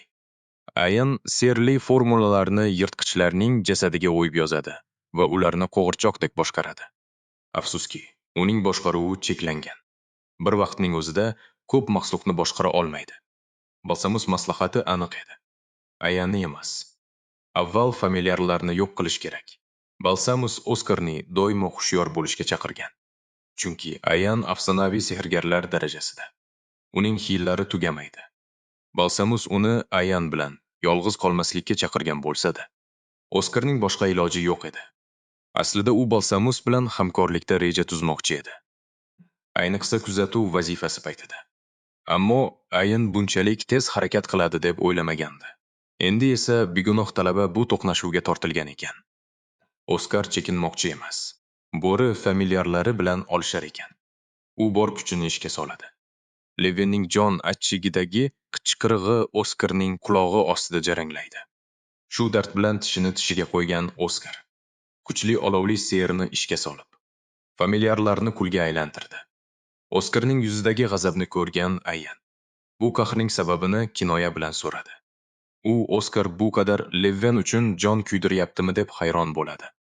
Oskar Levinning ahvoli uchun g'azabda ekanini tan oladi. Lekin Ayan faqat kuladi. U Oskarga bir haqiqatni eslatadi. Ular shunchaki bir martadala mashqlarda sherik bo'lishgan. Do'st emaslar. Ammo Oskar uchun inson hayoti uchun mas'uliyat his qilish yetarli sabab edi. Ayan esa unga Levinning haqiqiy fikrini aytib, Oskarni larzaga solmoqchi bo'ldi. Levin qasos olish uchun shunchaki kuch ketidan quvganini fosh qildi. Ayanning so'zlariga ko'ra, Levin uchun Oskar shunchaki dushman va pastkash oddiy odam. Provokatsiyaga qaramay, Oskar o'zini yo'qotmadi. Bu esa Ayanni dovdiratib qo'ydi. Oskar uning qanday qarashlari muhim emasligini sovuqqonlik bilan aytdi va yana yangi hujumga tayyorgarlik ko'ra boshladi. Oskar Levinning tanlovi uning o'z kuchi ekanini, o'zi shuni istaganini ta'kidladi. Lekin Ayan Levinning zaifligidan foydalanib, uni qurbon qilganini hech qachon kechirmaydi. Afsuski, navbatdagi olovli sehrni ishlatmoqchi bo'lganida. Oskarning sirli formulasi havoda chil-chil sindi. U sarosimaga tushdi. Sehrli formulalarni to'g'ri tuza olmayotganini anglab, ko'zlari katta-katta ochildi. Ayan yerga qo'nib, o'z tashkiloti bunday iqtidorli oddiy odamlarga toqat qilmasligini e'lon qildi. U hamma narsani mukammal rejalashtirib qo'ygan ekan. Oskarning serdagi o'tkir qobiliyatini bilar. Shunga yarasha tayyorgarlik ko'rgan. Oskar ser qila olmayotgan bir pallada. Ayan ulkan fil familiarini chaqirdi. Oskar vaziyatni sinchkovlik bilan kuzatib, oxiri bir qarorga keldi. Nihoyat tushundim. Ayanning jonzotlari barcha manamni sorib, serimni tosib kelgan ekan. Vaziyat o'ta og'ir. Lekin Oskar xotirjam. Ayanga tayyor bo'lib kelganini eslatib qo'ydi. Ayan esa hamma yo'lni yopib qo'ydim deb o'ylaydi va yana vahshiy borilarni chaqiradi. Garchi bu muhit Oskar kabi sirli formulalar chizishiga imkon bermasa-da, Ayan o'zini g'olib his qiladi. O'zi jonzotlariga o'yilgan sirli formulalar haqida gapiradi. Yangi formula chiza olmasa ham, bu jonzotlar baribir ishlayveradi. Ayan Oskarni o'rab olib, uni o'tmishdagilar oldiga kuzatib qo'yishga qaror qildi. Maglubiyatga yaqin turgan bo'lsa ham, Oskar bu umidsiz vaziyatda ham o'zini g'oyat xotirjam tutadi. Shu payt u iste'dodli sehrgarlar nega Ayandan oson maglub bo'lganini tushunib yetdi. Oskar gap shunchaki kuchda emasligini angladi. Ular qo'rquv va umidsizlik domiga tushib qolishgan ekan. Rodning O'Gilayning sirli tayoqchasi esiga tushib, Oskar ko'ksini changalladi. Boyaqish bola jonzotlar qurshovida sehridan ayrilib, qanchalar qiynalganini tasavvur qildi. Butunlay ojiz qolgan damlarini o'yladi. Oskarning ko'zlarida endi qat'iy qaror bor. U jang uchun shaylandi. Ayanga kim bilan o'ynashayotganini ko'rsatib qo'yish vaqti keldi. Ayni paytda direktor idorasida Ruth hujjatlarni olib kirib keldi. Ruth hammasi topshiriq bilan bog'liqmi deb qiziqdi. Balsamus malikaga ziyon yetmasligi uchun hamma narsani nazorat qilish kerakligini aytdi. Hujjatlarni ko'zdan kechirar ekan. Talabalar mashg'ulot maydonchalaridan foydalanish uchun o'tgan yilgiga qaraganda ko'proq ariza berganini ko'rdi. Ruth esa buni shunday izohladi. Bu talabalarning qanchalik tirishqoqligidan dalolat beradi. Shu onda u muhim gapni aytib o'tdi. Levan va Ayan birga shug ullana boshlashgan. Buni eshitgan Balsamusning ko'zi oldida hammasi oydinlashdi. Jang maydonida Oskar Ogrikli haqiqatni tushunib yetdi. Bu la'nati jonzot faol ekan. Yangi sirli formulalar yaratishning iloji yo'q-ku. Lekin u muhim narsani payqab qoldi. Jonzot chaqirish serining o'zi hamon ishlab turibdi. Demak, sirli formulani namoyon qilishning boshqa yo'li ham bor. Oskar nima qilishni o'ylayotgan edi? Jonzotlardan biri orqadan hujum qildi. Maxluq uning chap qo'liga yopishdi. Ayan esa ish bitdi deb o'yladi. Oskar esa taslim bo'lish niyatida emas. Ko'zlarini yumdi. U ulkan olov o'qini yuborib, ham jonzotni, ham Filsimon Maxluqni kuydirib tashladi. Ayan esa shokda. Bunday vaziyatda ser ishlatgani uchun u Oskardan qanday qilib bunga erishganini so'raydi. Oskar jonzotning tanasidagi sirli formulani ko'rganini aytib, uni karaxt qildi. Demak, havo bilan aloqa qilmasa, serni ishlatish mumkin ekan. Oskarning chap qo'li qonga belangan. Ayan esa formulani ko'ra olganiga ishonmay, hayratdan qotib qoldi. Ayan sirli tayoqchasiz buni qanday qilganini so'rab baqirdi. Oskar esa tayoqchasiz ham formulani yaratishi mumkinligini aytib o'tdi. Ayan bunga ishona olmay, tergab o'tgan holda qarab qoldi. Oskar shunchaki barmoqlari bilan shunchalik kuchli ser ishlatayotganiga ishonish qiyin. Oskar hujumga o'tishga tayyorlanmoqda. Lekin Ayan taslim bo'lishni istamay, bor kuchini to'plab, sirli doiralarni ishga soladi. Biroq bu foydasiz. Chunki Oskarning sof olovi hamma narsani kul qilib tashladi. Ayan o'z serining mag'lubiyatini ko'rib, sarosimaga tushib qoldi. U bunga ishona olmaydi. Axir u tajribali sehrgar. U Oskarni o'z haqiqiy kuchini yashirganlikda ayblaydi. Shunda ham u Oskar bu hujumni qayta qila olmasligiga amin. Lekin Oskarning javobi qisqa. Ayan sinchiklab qarasa, sirli tayoqchasi shikastlanganini tushunadi. Bu esa uning butunlay kuchsiz qolganini anglatadi. Uni qo'rquv chulg'aydi. Oskar esa tayoqchasiz qancha vaqt chidashini so'raydi. Ayan nomusni yig'ishtirib, Oskardan rahim so'rab tiz cho'kadi. U Oskarni bezovta qilmaslikka va hamma narsani aytib berishga va'da beradi. Hatto unga sehrgar shogirdi darajasini olishga tavsiya berishni ham taklif qiladi. Bu esa sehrgar uchun eng katta e'tirof hisoblanadi. Lekin Oskar bu takliflarga uchmaydi va uning gapi tugaganini so'raydi. U Ayanni o'ldirmoqchi emasligini, balki barcha qilmishlarini tan olishini istaydi. Shu zahoti Ayan fil ko'rinishidagi yordamchisiga qarab yuguradi. Oskarga yutqazmaslik uchun oxirgi chorasini ishga solmoqchi. U Oskarni shunchaki oddiy fuqaro deb ataydi. Ayan o'zi va fil yordamchisini qamrab oluvchi oxirgi sirli doirani faollashtiradi. Bu ser darhol uni yordamchisi bilan birlashtira boshlaydi. Oskar bu dahshatli holatni hayrat bilan kuzatib turibdi. Atrofni vayron qiladi va Oskarni chekinishga majbur qiladi. Oskar uning aqli butunlay ketganini tushunib yetadi.